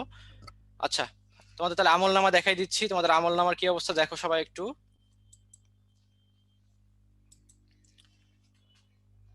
এইখানে খেয়াল করেন, এইখানে খেয়াল করেন, যে তোমরা খেয়াল করে দেখো যে কি আছে। কোনটি প্রোক্যাম্বিয়াম থেকে সৃষ্টি হয় না? আমি তোমাদেরকে বলছিলাম যে ক্যাম্বিয়াম হচ্ছে এই নামটা ভাজক টিস্যু, সরি ভাস্কুলার টিস্যু মানে সম্পর্কিত আর কি। জন্য ক্যাম্বিয়াম, জাইলেম, ফ্লোয়েম এরা হচ্ছে প্রোক্যাম্বিয়াম সৃষ্টি হয়। তাহলে অ্যান্সার কোনটা হবে? কর্টেক্স। কারণ কর্টেক্স সৃষ্টি হয় কোন জায়গা থেকে? কর্টেক্স হচ্ছে গ্রাউন্ড মেরিস্টেমের অংশ। এটা কিন্তু মেডিকেলের একটা প্রশ্ন, বুঝছো? সুতরাং যারা পারছো অনেক ধন্যবাদ, যারা পারো নাই যারা শিখে নাও, কারণ মেডিকেলে হচ্ছে এই ধরনের প্রশ্ন হবে এবং তোমরা ইনশাল্লাহ সবাই পারবা আশা করি। ওকে, সবাইকে ধন্যবাদ। আচ্ছা, ঠিক আছে, তাহলে আমরা এখন নেক্সট স্লাইডে যাচ্ছি। খেয়াল করে দেখো এখানে কি আছে, স্থায়ী টিস্যুর কাজ। আমরা ভাজক টিস্যুর কাজ পড়ছি, এখন স্থায়ী টিস্যুর কাজ কি দেখো। এরা মেইনলি আমাদের খাদ্য তৈরি করবে, যেটা আমরা উদ্ভিদ খাই। অত্যন্ত প্রয়োজনীয়, যেমন আমার হচ্ছে কি শর্করা জাতীয় খাদ্য তৈরি করে, তারপর হচ্ছে পানি এবং খাদ্য পরিবহন করে, পানি ও খাদ্য সঞ্চয় করে এবং দৃঢ়তা প্রদান করে। তোমরা হচ্ছে জাস্ট এই ব্যাপারগুলো পড়বো, খুবই সহজ, এটা নিয়ে প্যাচ লাগানোর কিছু নাই। তারপরে দেখো স্থায়ী টিস্যুর প্রকারভেদ। তা আমরা তোমাকে বলছিলাম যে এই অধ্যায়ে যেখানেই প্রকারভেদ নিয়ে প্রশ্ন হবে, অ্যান্সার কত হবে? অ্যান্সার হবে হচ্ছে 3। তাহলে স্থায়ী টিস্যুর প্রকারভেদ কয়টা হবে? 3 প্রকার। কি কি? সরল, জটিল বা যৌগিক, ক্ষরণকারী বা নিঃস্রাবী। ভাই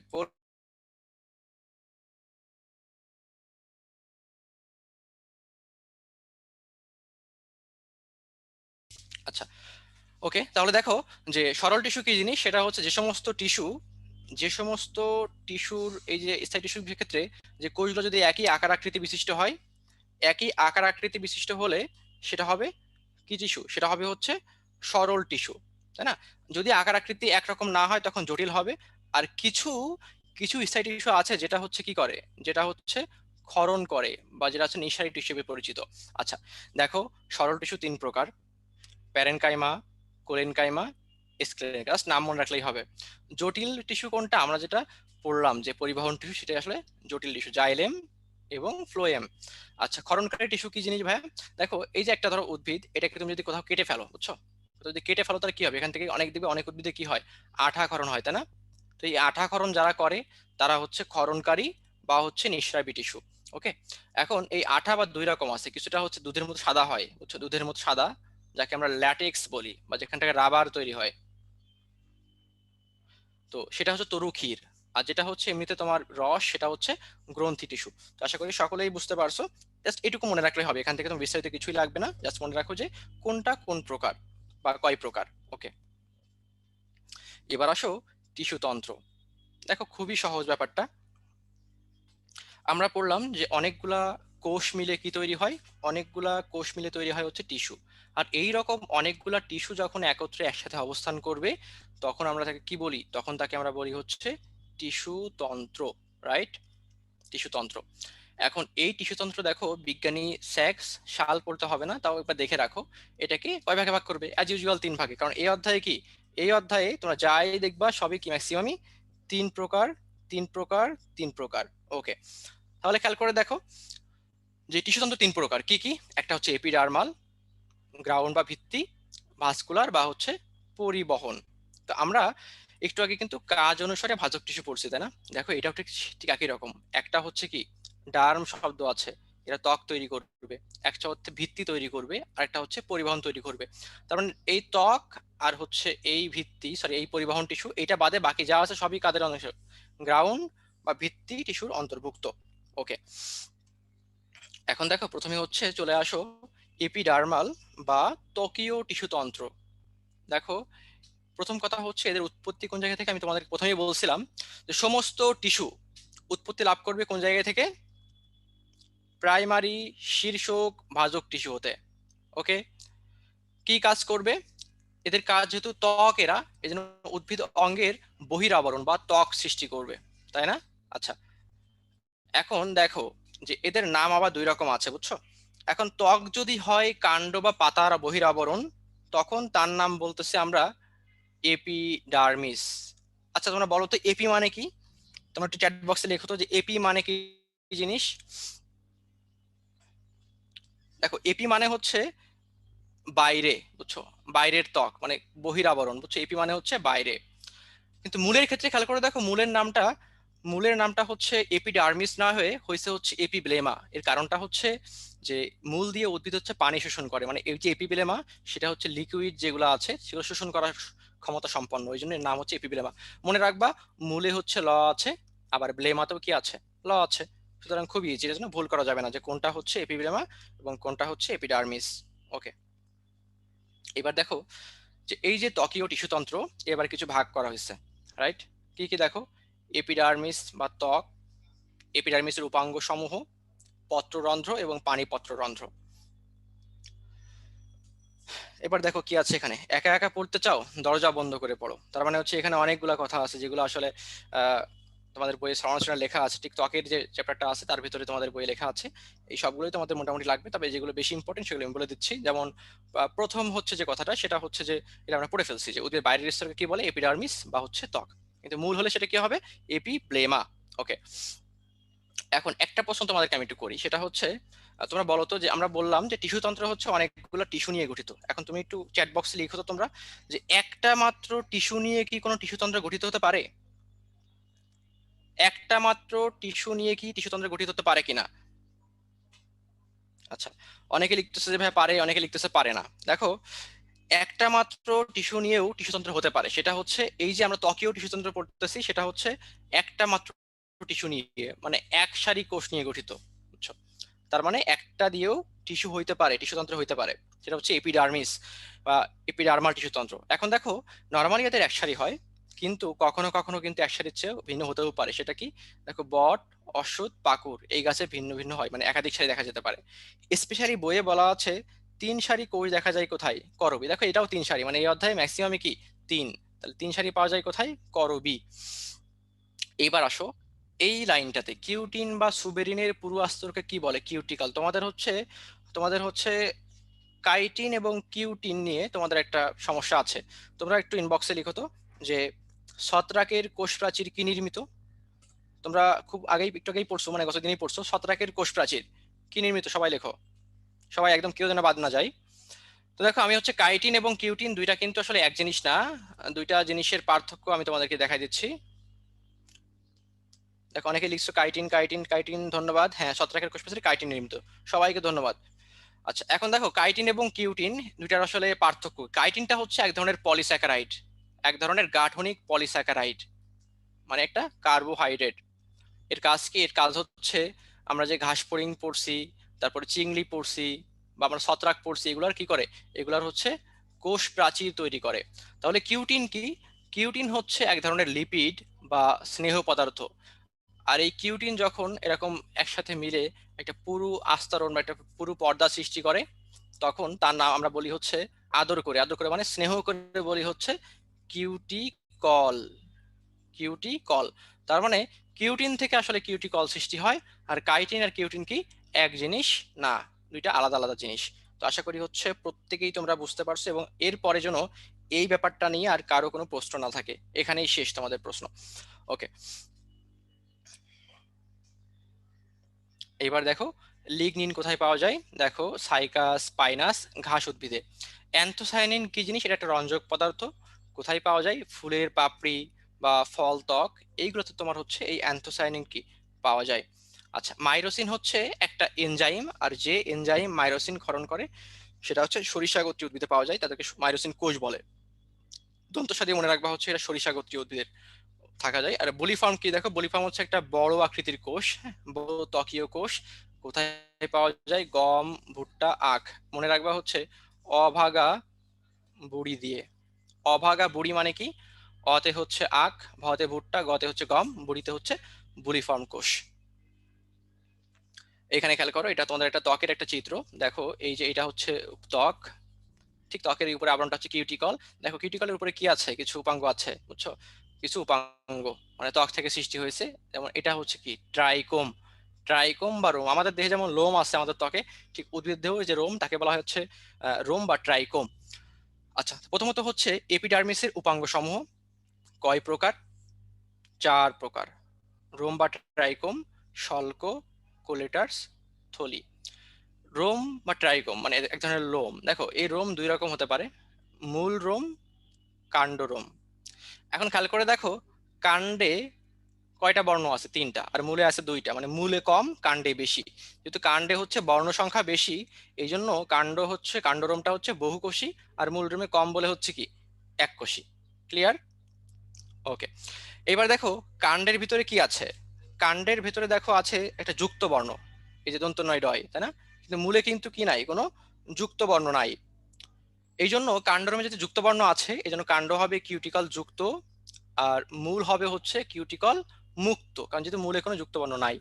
এটা কিন্তু পরীক্ষাতে আসছে, ভুল করো, এখন আর ভুল করা যাবে না, এটা দিয়ে সব মনে রাখতে পারবা, বুঝছো? ওকে,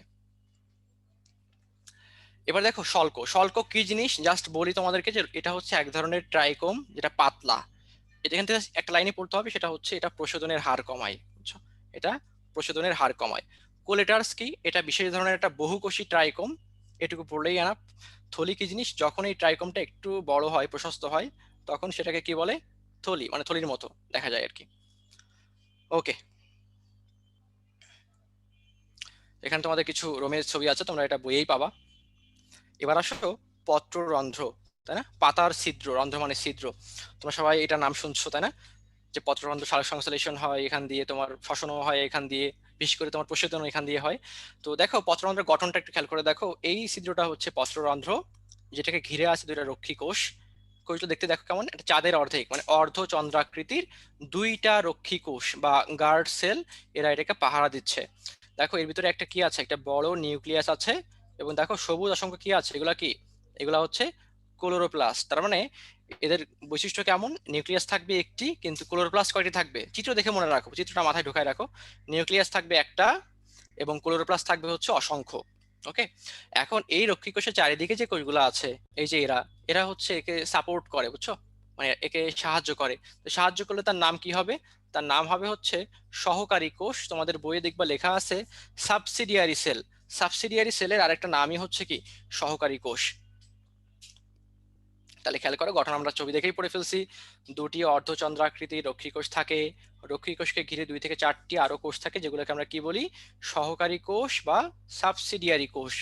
এখন এই যে ছিদ্র দেখলাম, একটা ছিদ্রের নিচে আর একটা ছিদ্র থাকে, অনেকটা বড়, যেটাকে আমরা বায়ু কুঠুরি বা শ্বাস কুঠুরি বলে থাকি। আচ্ছা ভাইয়া, তাহলে পত্ররন্ধ্র কখন খোলা থাকবে বা কখন বন্ধ থাকবে এটা একটু বলে দেন আমাদের, এটা তো বলেন নাই। এটা হচ্ছে যে সবাই জানো যে দিনে থাকে খোলা, রাতে থাকে বন্ধ, ব্যতিক্রম কোথায়? পাথরকুচি। এটা ভালো করে পড়বা, যে পাথরকুচিতে কি হয়। পাথরকুচিতে তোমার হচ্ছে পত্ররন্ধ্র দিনে থাকে খোলা, সরি, দিনে থাকে বন্ধ, রাতে থাকে খোলা, একটু ব্যতিক্রম, সাধারণের ব্যতিক্রম, সুতরাং এটা ভালো করে মনে রাখবা তোমরা। ওকে, ঠিক আছে। এখন দেখো কাজ, দেখো কাজ নিয়ে মাথা ঘামানোর কোনো কারণ নাই।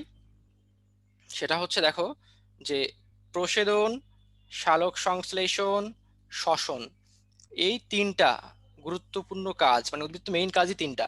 তো এই তিনটা কাজের সবগুলাতেই কি করবে? সবগুলাতেই তোমার হচ্ছে পত্ররন্ধ্র ভূমিকা পালন করবে, সুতরাং এটা ভুল আর কোনো কারণই নাই। এছাড়াও দেখো যে রক্ষী কোষের ক্লোরোপ্লাস্ট কি করে? খাদ্য তৈরি করে, আমরা সবাই জানি।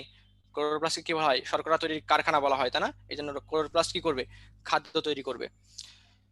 এছাড়াও দেখো রক্ষী কোষের কাজেই হচ্ছে কি করে, রক্ষী কোষের কাজই হচ্ছে পত্ররন্ধ্রের খোলা এবং বন্ধ হওয়া নিয়ন্ত্রণ করা। এই দেখো এইটা তোমরা সবাই এখন ভালো করে এটা খেয়াল করবা। এটা কিন্তু এখান থেকে মেডিকেলের প্রশ্ন আসছে, সামনেও আসতে পারে, এটা না পরীক্ষায় থাকবেই, বুঝছো? মাস্ট। দেখো কিভাবে তোমরা এখানে ভুল হয় কোনগুলো আমি সেগুলো বলে দিব, কিভাবে পারতে হবে সেটাও বলে দিচ্ছি। দেখো প্রকারভেদ কেমন আছে, সেটা হচ্ছে আছে, প্রথমে আছে কি ডায়াসাইটিক, তাই না? ডায়া মানে কয়টি? দুইটি। দেখো ডায়াসাইটিক এবং প্যারাসাইটিক দুইটার ভিতরে কি কি আছে? দুইটা করে আছে। এখন দেখো প্যারা মানে কি? প্যারা মানে হচ্ছে প্যারালেল, মানে কি? সমান্তরাল। এই জন্য প্যারালেলেও দুইটা কোষ থাকবে, কিন্তু সে কেমন থাকবে? সমান্তরালে, সমান্তরালে থাকবে। তাহলে ডায়াসাইটিকে কেমন থাকবে? সমকোণে, উল্টা, সমান্তরালে উল্টা সমকোণ। তো ডায়া এবং প্যারা দুইটার ভেতরেই হচ্ছে কি? দুইটার ভেতরেই দুইটা করে সাবসিডিয়ারি কোষ থাকবে, কিন্তু একটা থাকবে সমান্তরালে, প্যারালালে, এবং আরেকটা থাকবে হচ্ছে সমকোণে। ওকে, এইবার দেখো অ্যানিসোসাইটিক আছে, টেট্রাসাইটিক। টেট্রা মানে তো চার, এটা সবাই পারো। তাহলে দুইটা ছিল, চারটা আছে, কিন্তু তিনটা আছে, কিন্তু তার নাম কি নেই? ট্রাইসাইটিক নেই। সবাই একবার চ্যাট বক্সে লিখো তো, সবাই চ্যাট বক্সে লিখো যে ট্রাইসাইটিক নামে পত্ররন্ধ্র নেই, বা ট্রাইসাইটিক বলতে কিছু নেই, বা ট্রাইসাইটিক নেই। সবাই লেখো, একদম সবাই, খুবই গুরুত্বপূর্ণ, ট্রাই নেই বা ট্রাইসাইটিক নাই। আচ্ছা, সবাই লিখতেছো, ধন্যবাদ সবাইকে, সবাইকে ধন্যবাদ। ওকে, এখন দেখো তিনটি সাবসিডিয়ারি কোষ আছে, কিন্তু তার নাম ট্রাইসাইটিক না হয়ে হয়েছে হচ্ছে অ্যানিসোসাইটিক। তার মানে কেন এটা হয়েছে, কারণ হচ্ছে তিনটার ভিতরে তিনটা সমান না, একটা কোষ ছোট, একটা কোষ ছোট হওয়ার কারণে নাম ট্রাইসাইটিক না হয়ে হয়েছে হচ্ছে অ্যানিসোসাইটিক, রাইট? অ্যানিসো মানে মনে রাখবা যে অ্যানিসো একটা ছোট, মানে ট্রাইসাইটিক বলতে কিছু নাই, আছে অ্যানিসোসাইটিক, তার ভিতরে একটা কোষ ছোট। এবার আসো অ্যাক্টিনোসাইটিক, অ্যানোমোসাইটিক। কিচ্ছু করার দরকার নাই, জাস্ট খেয়াল করো অ্যাক্টিনোর ভিতরে কি আছে, সাইটিক তো কমন, তা সাইটিক বাদ দিয়ে দিলাম আমরা। এখন অ্যাক্টিনো এবং অ্যানোমো, দেখো ভিতরে টি আছে, টিতে হচ্ছে কি, টিতে হচ্ছে টল, মানে এই কুইগুলো কেমন হবে, লম্বা হবে। আর অ্যানোমো মানে কি, এ নো, রাইট? এ নো, প্রথমে কি আছে, এ নো, এই জন্য একটি না, মানে পৃথকযোগ্য নয়, বুঝছো? তাহলে এইগুলা খেয়াল করলে তোমার আসলে ভুল হবে না। মনোসাইটিক বলতে নাই, কারণ মনোসাইটিক হওয়া সম্ভব না, কারণ এটা দুইটা কোষ মিলে গঠিত হয়। আর ট্রাইসাইটিক বলতে কিছু নাই। এই দুটো মাথায় রাখলে ইনশাল্লাহ তোমাদের কি হবে না, তোমাদের কোনো ভুল হবে না। ওকে, এবার আসো পানি পত্ররন্ধ্র বা হাইড্রাতুর। এই চিত্রটা একটু খেয়াল করে দেখো যে এখানে তোমার কি আছে, একটা পাতা, তার উপরে ফোঁটা ফোঁটা দেখো পানি জমে আছে। তো কিছু কিছু উদ্ভিদ যেমন ঘাস, কচু, টমেটো, এদের কি হয় গরমের দিনে যখন অতিরিক্ত পানি শোষণ করে, তখন এরা দেহের থেকে অতিরিক্ত পানি এরকম পাতার মাধ্যমে বা পাতার যে পানি পত্ররন্ধ্র থাকে তাকে বের করে দেয়, এবং এদের পাতার উপরে এরকম ফোঁটা ফোঁটা ফোঁটা ফোঁটা পানি দেখা যায়, পানি জমতে থাকা দেখা যায়। তো এইটাকেই মানে যে ছিদ্র দিয়ে এটা বের হয় তাকেই বলা হয় হচ্ছে পানি পত্ররন্ধ্র বা হচ্ছে কি হাইড্রাথোড। তাহলে এটা একটা বিশেষ ধরনের পানি নির্বাচন অঙ্গ, পাওয়া যায় কোথায়, ঘাস, কচু, টমেটো। মনে রাখবা হচ্ছে ঘটক, ঘটক, ঘটক, ঘাস, কচু, টমেটো।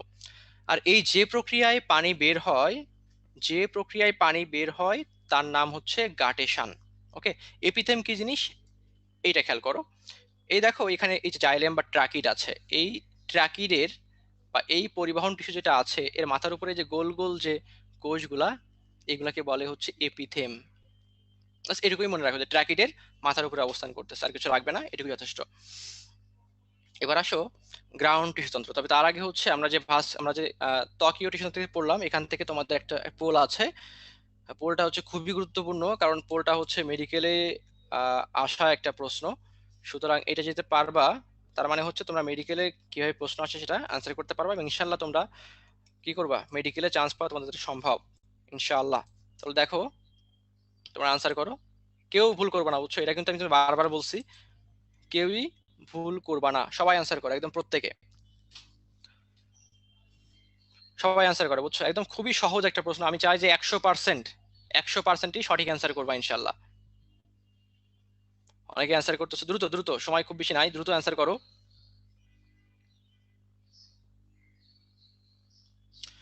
তাও কিন্তু কয়েকজন ভুল করতেছে, ভালো করে দেখো কি বলছে, কোনটি পত্ররন্ধ্রের প্রকারভেদ নয়, এটা ভুল করলে তো আসলে হবে না ভাইয়া, এটা পারতেই হবে যে কোনো মূল্যে। তাহলে অনেকেই অ্যান্সার করছো, সবাইকেই ধন্যবাদ, অনেকেই পারছো।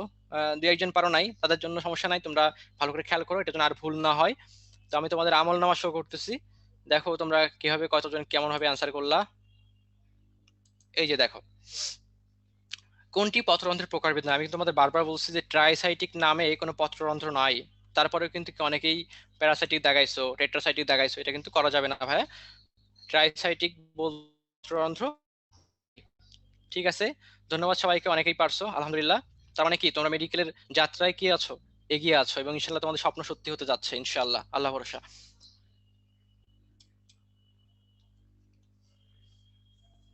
ওকে, তাহলে দেখো আমরা হচ্ছে এখন কি করব, আমরা এখন নতুন একটা জায়গায় প্রবেশ করব, সেই জায়গার নাম হচ্ছে গ্রাউন্ড টিস্যু তন্ত্র, রাইট? তো আমি তোমাদেরকে বলছিলাম যে উদ্ভিদের ত্বক এবং পরিবহন টিস্যু বাদে বাকি যা আছে সব তৈরি করে কে, সবই তৈরি করে হচ্ছে এই গ্রাউন্ড বা ভিত্তি টিস্যু তন্ত্র, রাইট? ওকে, তোমরা একটু এই চিত্রটা খেয়াল করো। তোমাদের বইয়ে তোমরা যখন ইন্টারমিডিয়েট তখন ডাকাইতে হতো, এখন আঁকানো লাগবে না, কারণ পরীক্ষায় তোমার কখনোই বলবে না যে তুমি হচ্ছে দ্বিবীজপত্রী উদ্ভিদের মূলের প্রস্থচ্ছেদ আঁকো, এটা আসবে না, বুঝছো? জাস্ট আসবে যে কোনটা হচ্ছে স্টিলিকি জিনিস বা কোনটা অন্তঃস্থলীয় অংশ, কোনটা বহিঃস্থ, খেয়াল করো জাস্ট, চোখে দেখো, দেখলে কি হবে, তুমি মনে রাখতে পারবা সহজে যে কোনটা বাইরে কোনটা ভেতরে। দেখো এই যে একটা গোল দেখতেছো, যে গোল, এই গোলের এই যে বাইরের যে ত্বকটা এটার নাম হচ্ছে অন্তত্বক। অন্তত্বকের ঠিক নিচে যেটা আছে এই সারিটা, এটাকে বলে পরিচক্র, রাইট? এখন তাহলে এই পরিচক্র থেকে শুরু করে, মানে এই পরিচক্র যে গোলটা, সার্কেলটা, এই সার্কেল সহ এই পুরাই ভেতরে আর যা আছে, বুঝছো, এই পুরোটাকে একসাথে বলে হচ্ছে স্টিলি। তাহলে পেরিসাইকেল থেকে শুরু করে মজ্জা পর্যন্ত, এইটাকে কি বলে, স্টিলি বলে। সুতরাং কারো কিন্তু আর কি হবে না, কারোই আর ভুল হওয়ার কথা নাই। তাহলে স্টিলির ভেতরে যারা থাকবে তারা হচ্ছে অন্ত স্টিলীয়, বুঝছো? অর্থাৎ এই গোলের ভিতরে যারা আছে, কারা আছে, পরিচক্র আছে, এই মাঝখানে এটার নাম হচ্ছে মজ্জা, বুঝছো? এটা হচ্ছে মজ্জা। আর এই মজ্জা থেকে যে রশ্মিগুলো টানা যাচ্ছে পেরিসাইকেল পর্যন্ত, এটা হচ্ছে মজ্জা রশ্মি। তাহলে যেটা অন্ত্যেষ্টিলীয় তার অংশ হচ্ছে তিনটা, একটা হচ্ছে এই যে পেরিসাইকেল, মজ্জা এবং মজ্জা রশ্মি। তাহলে ভাইয়া বহিঃস্থলীয় কোনটা? এই স্টিলের বাইরে যে অংশগুলো আছে তারা হচ্ছে বহিঃস্থলীয়। তারা কারা আছে? প্রথমত অধোত্বক, বুঝছো? এইটা হচ্ছে অধোত্বক, এটা এই উপরেরটা হচ্ছে ত্বক, ত্বকের নিচের স্তরকে কি বলে? অধোত্বক। ত্বকের নিচের স্তরকে বলে হচ্ছে অধোত্বক। আচ্ছা, এই বাকি যে ফাঁকা ফাঁকা গোল গোল অংশ, এগুলো হচ্ছে কি? এগুলো হচ্ছে কর্টেক্স। এবং বাকি থাকলো কি তাহলে? এই অন্তত্বক। তাহলে বহিঃস্থলীয় তিনটা অংশ, একটা হচ্ছে অধোত্বক, কর্টেক্স এবং হচ্ছে অন্তত্বক। অধোত্বক, কর্টেক্ট, কর্টেক্স এবং হচ্ছে অন্তত্বক। ওকে, এবার চলে যাও আমরা যেখানে ছিলাম, দেখবো আর ভুল হবে না, বুঝছো? তাহলে গ্রাউন্ড টিউশন থেকে বলা হচ্ছে দুইটা ভাগে, একটা হচ্ছে অন্তঃস্থলীয় অঞ্চল, একটা হচ্ছে বহিঃস্থলীয় অঞ্চল। দুইটা কি জিনিস আমরা কিন্তু কি করছি সেটা ভালোভাবে পড়ে ফেলছি। দেখো একটা নাম আছে আদি নাম, যে এটাকে হচ্ছে আদি টিস্যুতন্ত্র বলা হয়ে থাকে।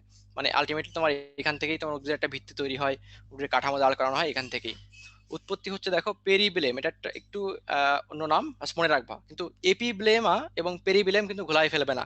এপিব্লেমা কি ছিল সবাই একটু বলো তো, সবাই চ্যাট বক্সে লিখো তো, এপিব্লেমা কি ছিল? সবাই বলো, সবাই লিখো, এপিব্লেমা কি ছিল বলো। এপিব্লেমা হচ্ছে মূলের বাইরের আবরণ। আর পেরিব্লেম কি জিনিস সেটা এটুকুই মনে রাখো, যে পেরিব্লেম থেকে এই গ্রাউন্ড টিস্যুতন্ত্র উৎপত্তি লাভ করে, জাস্ট এটুকুই বললে হবে, বুঝছো? প্যাচ লাগানো যাবে না। ওকে, স্টিলি কি জিনিস এটা হয়তো আর বলার কিছু নাই, পেরিসাইকেল থেকে শুরু করে একদম কেন্দ্র পর্যন্ত, মানে মজ্জা পর্যন্ত। ওকে, এবার তোমরা আসো, যে আমি তোমাদেরকে বলছিলাম যে এখানে ম্যাক্সিমামই কয় প্রকার প্রকার? তিন প্রকার। তার মানে দেখো যে বহিঃস্থলীয় তিন প্রকার, আবার অন্তঃস্থলীয় তিন প্রকার, আমরা কিন্তু পড়ে আসছি যে বহিঃস্থলীয় কি কি আছে? অধোত্বক বা হাইপোডার্মিস। ওকে, দেখো প্রথম কথা কি সবচেয়ে ইম্পর্ট্যান্ট, যে এরা কাণ্ডে থাকে, মূলে থাকে না। সবাই লিখো, মূলে অধোত্বক থাকে না। সবাই সবাই লিখবে একদম, যে মূলে অধোত্বক থাকে না বা মূলে হাইপোডার্মিস থাকে না। সবাই লেখো। তারপর দেখো কর্টেক্স, কর্টেক্সে কি আছে দেখো, যে মূলের কর্টেক্স হয় হচ্ছে বহু স্তর বিশিষ্ট, কাণ্ডের কর্টেক্স হচ্ছে কয়েক স্তর বিশিষ্ট, এবং এরা কি প্যারেনকাইমা কোষে গঠিত। বাস এটুকু, মানে এখান থেকে ইম্পর্টেন্ট যেগুলো সেগুলো তোমাদের লাল কালি দিয়ে দাগানো আছে, এটুকু পড়লেই হবে। খুব বেশি বারবার পড়বা, মুখস্থ করার খুব বেশি দরকার নাই, বারবার পড়লে তোমরা ইনশাল্লাহ দেখবা যে তোমরা দেখলেই অ্যান্সার করতে পারবা। অন্তত্বক, অন্ত মানে হচ্ছে এন্ডো, এই জন্য এটার নাম হচ্ছে এন্ডোডার্মিস। দেখো ভালো করে খেয়াল করে দেখো, থাকে কোথায়? সব ধরনের উদ্ভিদের মূলে থাকে আর দ্বিবীজপত্রীর কাণ্ডে থাকে, বুঝছো? মূলে এবং দ্বিবীজপত্রীর কাণ্ডে অন্তত্বক থাকে। এখন দেখো এই যে অন্তত্বক, এই কোষগুলা পাশাপাশি অবস্থান করে এইভাবে। এখন পাশাপাশি কখনো কখনো এদের প্রাচীরগুলা এখন পুরু হয়, বুঝছো? পুরু যখন হয়, তো এটা প্রথম খেয়াল করেন একজন বিজ্ঞানী, সেই বিজ্ঞানীর নাম হচ্ছে ক্যাসপেরি, বুঝছো? সাল পড়তে হবে না, জাস্ট নাম পড়বা। বিজ্ঞানীর নাম হচ্ছে ক্যাসপেরি, এই জন্য এটা ফিতার মধ্যে এর নাম হচ্ছে ক্যাসপেরিয়ান স্ট্রিপ। ওকে, এখন দেখো যে কখনো কখনো যদি পুরু না হয়ে পাতলা থাকে, তাহলে তারকে কি বলা হয়? পাতলা হলে কি করবে? সহজে এখান দিয়ে কোনো কিছু কি করবে? যাতায়াত করতে পারবে, যেমন পানি, খনিজ লবণ গুলা, এই জন্য একটু পাস করতে পারবে। এই জন্য এটার নাম হচ্ছে প্যাসেজ সেল, বুঝছো? প্যাসেজ সেল, পাতলা প্যাসেজ সেল তাকে বলে প্যাসেজ সেল। কখনো প্রাচীরে কি হয়, কিছু শ্বেতসার দানা জমা হতে পারে, তার ইংরেজি হচ্ছে কি স্টার্স, এই জন্য তাকে কি বলে? শ্বেতসার আবরণ বলে বা স্টার্স শীত নামে ডাকা হয়। এটুকুই এখান থেকে পড়বা তোমরা, যে এই যে শ্বেতসার আবরণ, প্যাসেজ সেল বা ক্যাসপিরিয়ান স্টিপ, এটা কোথায় পাওয়া যায়? এরা ভাই পাওয়া যায় হচ্ছে এন্ডোডার্মিসে বা অন্তত্বকে। এটুকু পড়লেই আনা। একটু ভালো করে খেয়াল করবা যে কোনটা কি জিনিস এবং কোথায় পাওয়া যায় আর কি। এবার আসো অন্তঃস্থলীয় অঞ্চলের ভেতরে, রাইট? ওকে, এখন দেখো অন্তঃস্থলীয় অঞ্চল অ্যাজ ইউজুয়াল কি তিনটা অংশ আছে।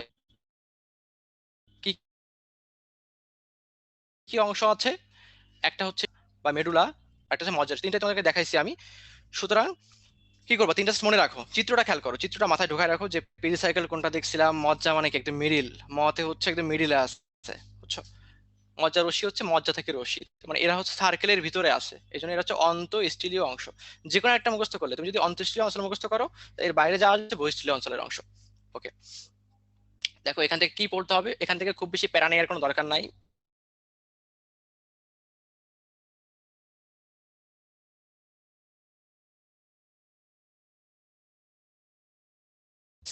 টিস্যু। এখন যদি ফ্লোয়েম ঠিক এর মাথার উপর অবস্থান করে, দেখতে অনেকটা মনে হচ্ছে যে কেউ একজন টুপি পরে আছে, বুঝছো? মনে হচ্ছে যে কেউ একজন টুপি পরে আছে, এই জন্য এটাকে বলে হার্ড বাস্ট বা গুচ্ছ টুপি। উদাহরণটা হচ্ছে সূর্যমুখী, বুঝছো? মানে মাথার পরে এরকম একটা সূর্য বসে আছে, টুপি, বুঝছো? এই জন্য এটার নাম হচ্ছে সূর্যমুখী। মনে রাখবা যে এটা গুচ্ছ টুপি, সূর্যমুখী। আচ্ছা, মজ্জা মেডুলা কেন্দ্রে থাকবে, যদি কেন্দ্রে নষ্ট হয়ে যায় কি হবে, এটা ফাঁকা স্থান তৈরি হবে, মানে ফাঁকা গহ্বর সৃষ্টি হবে। কুমড়া, কুমড়ার কাণ্ডে কি হয়, এরকম কাণ্ড থাকে, এরকম মাঝে একটা ফাঁকা জায়গা তৈরি হয়ে যায়, এটার নামই হচ্ছে কি ফাঁকা গহ্বর। বা মজ্জা যখন নষ্ট হয়, মজ্জা বা মেডুলা, তখন ফাঁকা গহ্বর সৃষ্টি হয়। মজ্জা রশ্মি কি পড়বো ভাইয়া, কিছুই পড়তে হবে না, জাস্ট একটা লাইন, শুধুমাত্র দ্বিবীজপত্রীর কাণ্ডে পাওয়া যায়। বারবার পড়বা, যদি মনে থাকে আলহামদুলিল্লাহ, মনে না থাকলে সমস্যা নাই, বুঝছো? সব মুখস্থ করতে হবে না, জাস্ট বারবার পড়বা, কাজ হচ্ছে এটুকুই। এবার আসো পরিবহন টিস্যু তন্ত্র, বুঝছো? আচ্ছা, তার আগে একটু চিন্তা করো তো তোমরা, একটু লিখো, তোমরা একটু আমার ইনবক্সে বা চ্যাট বক্সে লিখো, তোমরা পঞ্চম অধ্যায় এবং ষষ্ঠ অধ্যায়, এই দুটি অধ্যায়ের টপিকস কি ছিল বলো তো? পঞ্চম অধ্যায় ষষ্ঠ অধ্যায়ের টপিকস কি ছিল সেটা একটু আমাকে বলো, লিখে লিখে জানাও। দেখো তোমাদের পঞ্চম অধ্যায় কি ছিল, তোমাদের পঞ্চম অধ্যায় ছিল হচ্ছে শৈবাল ছত্রাক, রাইট? পঞ্চম অধ্যায় ছিল হচ্ছে শৈবাল ছত্রাক। তারপরে কি ছিল? তারপরে ছিল হচ্ছে ব্রায়োফাইটা। তারপর কি ছিল? টেরিডোফাইটা। তারপর হচ্ছে নগ্নবীজি। তারপর হচ্ছে কি আবৃতবীজি, তাই না? আচ্ছা, এখন দেখো, এখন একটু খেয়াল করে দেখো যে এই যে সিরিয়ালটা তোমাদের বইয়ে কিন্তু একটু সিরিয়াল সাজানো, বুঝছো? এখন এই যে একটা সিরিয়াল, এটা খুবই ভালো করে মনে রাখবা যে এই প্রথম তিনজন শৈবাল ছত্রাক এবং ব্রায়োফাইটা, এরা হচ্ছে গরিব। আর এই টেরিডোফাইটা, নগ্নবীজি এবং আবৃতবীজি, এরা হচ্ছে বড় লোক। আচ্ছা, এখন বলো তো গাড়ি থাকে কাদের চলাচলের জন্য বা পরিবহনের জন্য? পার্সোনাল গাড়ি কাদের থাকে বলো তো একটু? গরিবের থাকে নাকি হচ্ছে ধনীর থাকে? সবাই বলো। বড় লোকের থাকে। তাহলে এরা হচ্ছে বড় লোক। এই বড় লোক যেহেতু এরা, এই জন্য এদের চলাচলের জন্য পার্সোনাল কি আছে, এদের পরিবহন আছে। মানে কি, এদের পরিবহন টিস্যু বা ভাস্কুলার টিস্যু থাকে, বুঝছো? তার মানে এই শেষের তিনজন, তার মানে টেরিডোফাইটা, নগ্নবীজি এবং হচ্ছে কি আবৃতবীজি, এদের ভাস্কুলার টিস্যু থাকে। আর এদের কি, এদের থাকে না, এরা হচ্ছে অভাস্কুলার, আর এরা হচ্ছে ভাস্কুলার। আশা করি তোমরা ভালো করে এটা খেয়াল করো। তাহলে ধনীদের হচ্ছে গাড়ি থাকবে, মানে এদের পরিবহন টিস্যু থাকবে, আর উপরের তিনজনের থাকবে না। ওকে, এবার খেয়াল করো এখানে যে পরিবহন টিস্যু এর কিছু আরেক নাম আছে, ফ্যাসিকুলার এবং ভাস্কুলার টিস্যু তন্ত্র। অবস্থান কোথায় থাকবে? দেখো, উদ্ভিদ মূলে থাকতে পারে, আবার দ্বিবীজপত্রীর কাণ্ডে থাকবে। এখন খেয়াল করে দেখো যে উদ্ভিদ মূলে এবং দ্বিবীজপত্রীর কাণ্ডে এটা থাকে হচ্ছে বৃত্তাকারে, বুঝছো? একবীজপত্রীর কাণ্ডে থাকে হচ্ছে বিক্ষিপ্ত ভাবে। এই সংখ্যার ব্যাপারটা হচ্ছে যে এই যে বৃত্তাকারে থাকে, অরীয়ভাবে থাকে। তো এই ক্ষেত্রে একটু মনে রাখতে হবে যে এটা, যে এদের যারা দ্বিবীজপত্রী, এদের মূলে এদের সংখ্যা থাকে 5-এর কম। আর একবীজপত্রী হচ্ছে 6-এর অধিক বা 5-এর অধিক, বুঝছো? এটা কিন্তু খুবই গুরুত্বপূর্ণ, তো একটু মনোযোগ দিয়ে পড়বা। আচ্ছা, মনে রাখতে হবে কি জিনিস, সে মনে রাখতে হবে হচ্ছে যে আমরা জাইলেম ফ্লোয়েমের নাম তো পড়বোই, কারণ এরা পরিবহন টিস্যুর অংশ। এখন জাইলেম ফ্লোয়েম কিন্তু স্থায়ী টিস্যু, তাই না? এখন যদি জাইলেম এবং ফ্লোয়েমের মাঝে ক্যাম্বিয়াম থাকে, এটা আমরা জানি। এটা তোমাদের কোনো ভুল হয়, জাইলেম ফ্লোয়েম হচ্ছে স্থায়ী টিস্যু, কিন্তু ক্যাম্বিয়াম কিন্তু কি ভাজক টিস্যু, এটা মাথায় রাখতে হবে। ক্যাম্বিয়াম ভাজক টিস্যু, কিন্তু জাইলেম ফ্লোয়েম টিস্যুটা কি জিনিস, এটা হচ্ছে স্থায়ী টিস্যু। এখন তোমরা একটু খেয়াল করো লাল লাইনটা, যে কাণ্ডের ভাস্কুলার বান্ডল এন্ডার্ক, মূলের হচ্ছে মেসার্ক, তারপর হচ্ছে পাতার, সরি পাতার হচ্ছে মেসার্ক, মূলের হচ্ছে এক্সার্ক। দেখো, জাইলেম দুই রকম, একটা হচ্ছে মেটা জাইলেম। মেটা মানে মনে রাখবে মোটা, তোমরা একটা বই খেয়াল করো যে মেটা লেখা আছে বড় গর্তযুক্ত, মানে মোটা গর্তযুক্ত। আর একটা হচ্ছে প্রোটোজাইলেম, প্রোটো মানে মনে রাখবা ছোট, বা হচ্ছে কি সরু গর্তযুক্ত। তো একটা হচ্ছে মেটাজাইলেম, একটা হচ্ছে প্রোটোজাইলেম। তো এখন তোমরা মনে রাখবা হচ্ছে মামাকে, বুঝছো? মামাকে, মামাকে মানে কি, মূলে মেটাজাইলেম কেন্দ্রে, মূলে মেটাজাইলেম কেন্দ্রে। ওকে, এখন দেখো যে মূলে মেটাজাইলেম কেন্দ্রে, তাহলে প্রোটোজাইলেম কোন দিকে হবে? যেদিকে মেটাজাইলেম থাকবে তার উল্টা দিকে থাকবে হচ্ছে প্রোটোজাইলেম। তাহলে প্রোটোজাইলেম থাকবে হচ্ছে পরিধির দিকে বা বাইরের দিকে। আচ্ছা, বাইরের দিকে যদি হয় তাহলে তার নাম শেষে কি যুক্ত হয়? নামের আগে, নামের আগে যুক্ত হচ্ছে এক্সো। কারণ কি, এক্সো মানেই হচ্ছে কি, এক্সো মানেই হচ্ছে বাইরে। এই জন্য মূলের ক্ষেত্রে নামটা হবে হচ্ছে, মূলের ক্ষেত্রে নামটা হবে এক্সার্ক। মেটাজাইলেম থাকবে কেন্দ্রের দিকে, প্রোটোজাইলেম থাকবে হচ্ছে বাইরের দিকে। আচ্ছা, এখন চিন্তা করো, সবসময় মনে রাখবে যে মূলে যে ঘটনা ঘটবে কাণ্ডে তার উল্টা ঘটবে। তাহলে মূলে যদি এক্সার্ক হয়, মূলে যদি এক্সার্ক হয়, তাহলে কাণ্ডে কি হবে? কাণ্ডে হবে হচ্ছে এন্ডার্ক। কাণ্ডে এন্ডার্ক হবে, ব্যাস এটুকুই মনে রাখো যে কাণ্ডে হবে এন্ডার্ক। ভালো করে মনে রাখো, এটা কিন্তু ভুল করা যাবে না। মনে রাখবা কাণ্ডে হচ্ছে যে নয়ডয় আছে, আবার এন্ডার্কেও কি আছে, নয়ডয় আছে, তাহলে কাণ্ডে হচ্ছে এন্ডার্ক। তাহলে মূল চলে গেল, কাণ্ডও চলে গেল, বাকি থাকলে কি? বাকি আছে আমাদের পাতা। এখন চিন্তা করো তো, দুইজন দুই দিক নিয়ে নিয়েছে, একজন ভেতরের দিকে নিয়েছে, একজন বাইরের দিকে নিয়ে নিয়েছে, বাকি আছে মাঝের দিক। তাহলে পাতায় হবে কি, ম দিয়ে মেসার্ক।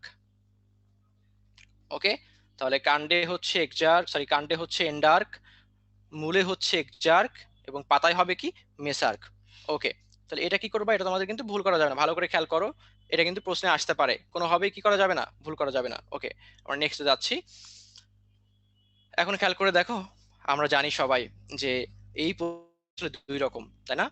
কি কি? জাইলেম আর ফ্লোয়েম। তো জাইলেম, জাইলেম হচ্ছে কি করে, জল পরিবহন করে। জাইলেম হচ্ছে জল পরিবহন করে, মানে পানি এবং খনিজ লবণ। আর ফ্লোয়েম কি করে, পাতায় তৈরি খাদ্য সারা দেহে ছড়িয়ে দেয়। এটা তোমরা সবাই জানো। আচ্ছা, এখন দেখো জাইলেমের চারটা অংশ আছে, আবার ফ্লোয়েমের চারটা অংশ, এটা কিন্তু খুবই প্যাচ লেগে যায়। তো জাইলেম দেখো, xylem fibre, xylem xylem fibre আছে, জাইলেম প্যারেনকাইমা আছে, আবার ফ্লোয়েমের ভিতরে কি আছে, ফ্লোয়েম প্যারেনকাইমা, আবার ফ্লোয়েম ফাইবার। এই দুটো কিন্তু কমন, সুতরাং এটা কিন্তু মাথা ঘামানোর দরকার নাই। ঝামেলা হচ্ছে ট্র্যাকিড এবং ভেসেল কোনটা কার থাকে, এটা ভুলে যাও। জাস্ট এটা মনে রাখো, জলে, জলে ট্রাক ভাসে, জলে ট্রাক ভাসে, জাইলেম, ট্রাকিড, ভেসেল।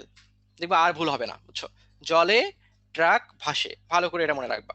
ওকে, এখন দেখো যে, খেয়াল করে দেখো যেখানে আরো কিছু কথা বলা আছে, যেমন ফার্নবর্গীয় উদ্ভিদ এবং নগ্নবীজী উদ্ভিদের জাইলেমে ভেসেল থাকে না। ভালো করে খেয়াল করো, নগ্নবীজীতে কি থাকে না, জাইলেমে কি থাকে না? সবাই লেখো তো, জাইলেমে ভেসেল থাকে না। আবার দেখো একটু নিচে কি লেখা আছে, ফ্লোয়েমে সঙ্গীকোষ থাকে না। সবাই লেখো, জাইলেমে ভেসেল, ফ্লোয়েমে সঙ্গীকোষ থাকে না। জাইলামে ভেসেল, ফ্লোয়েমে সঙ্গীকোষ থাকে না। আচ্ছা, এখন আমরা একটা গল্প শুনি তাহলে।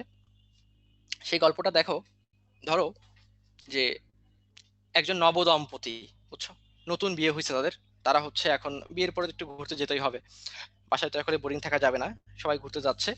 তারা হচ্ছে চিন্তা করলো তারা হচ্ছে সেন্ট মার্টিন যাবে, বুঝছো। এখন সেন্ট মার্টিন কে কে গেছো, একটু ইয়েস বলো তো, যে কে কে গেছো।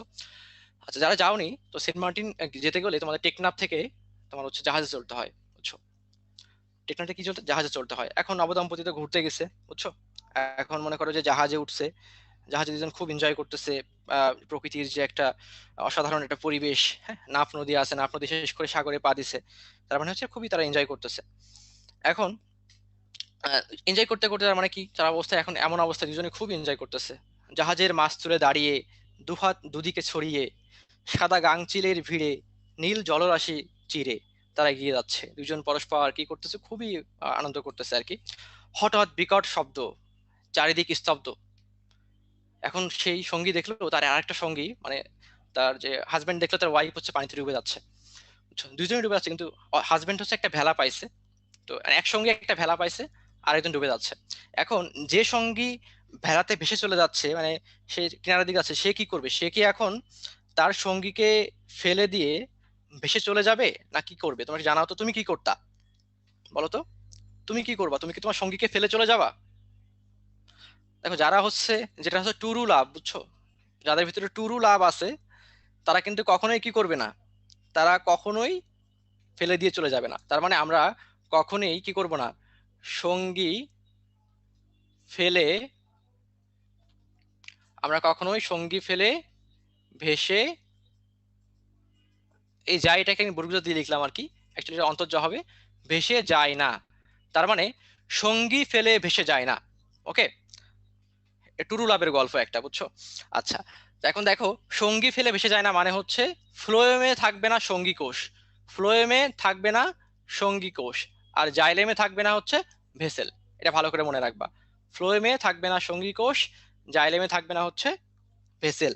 ওকে, এখন এখান থেকে কিছু জিনিস পড়বা তোমরা, এইটা পড়বা, ইন্টারমে সর্বপ্রকৃতি ভেসেল থাকে। তারপর এটা দেখো তো, এটা তোমরা সবাই পারো, যে পরিণত সিবনল, যার আরেক নাম সিব কোষ, সেখানে কোনো নিউক্লিয়াস থাকে না। তোমরা একটু লিখো তো, যে আমাদের রক্তের একটা কণিকাতে কি থাকে না, রক্তের একটা কণিকাতে নিউক্লিয়াস থাকে না। কোন কণিকা? সবাই লিখো, সবাই, সবাই লিখবে, একদম সবাই লিখতেছে যে লোহিত কণিকা, আরবিসি, আরবিসি, আরবিসি, আরবিসি, লোহিত, লোহিত। থ্যাংক ইউ ভেরি মাচ, সবাই পারি এটা। তাহলে পরিণত লোহিত রক্তকণিকা বা পরিণত সিবনল, কোনোটাতে কি থাকে না, কোনোটাতেই নিউক্লিয়াস থাকে না।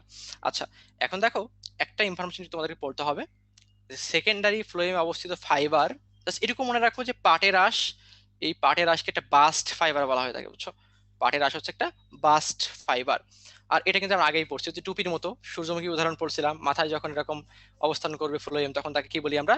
গুচ্ছ টুপি বা হার্ড বাস্ট। ওকে, ঠিক আছে, তাহলে আমরা নিচে যাই।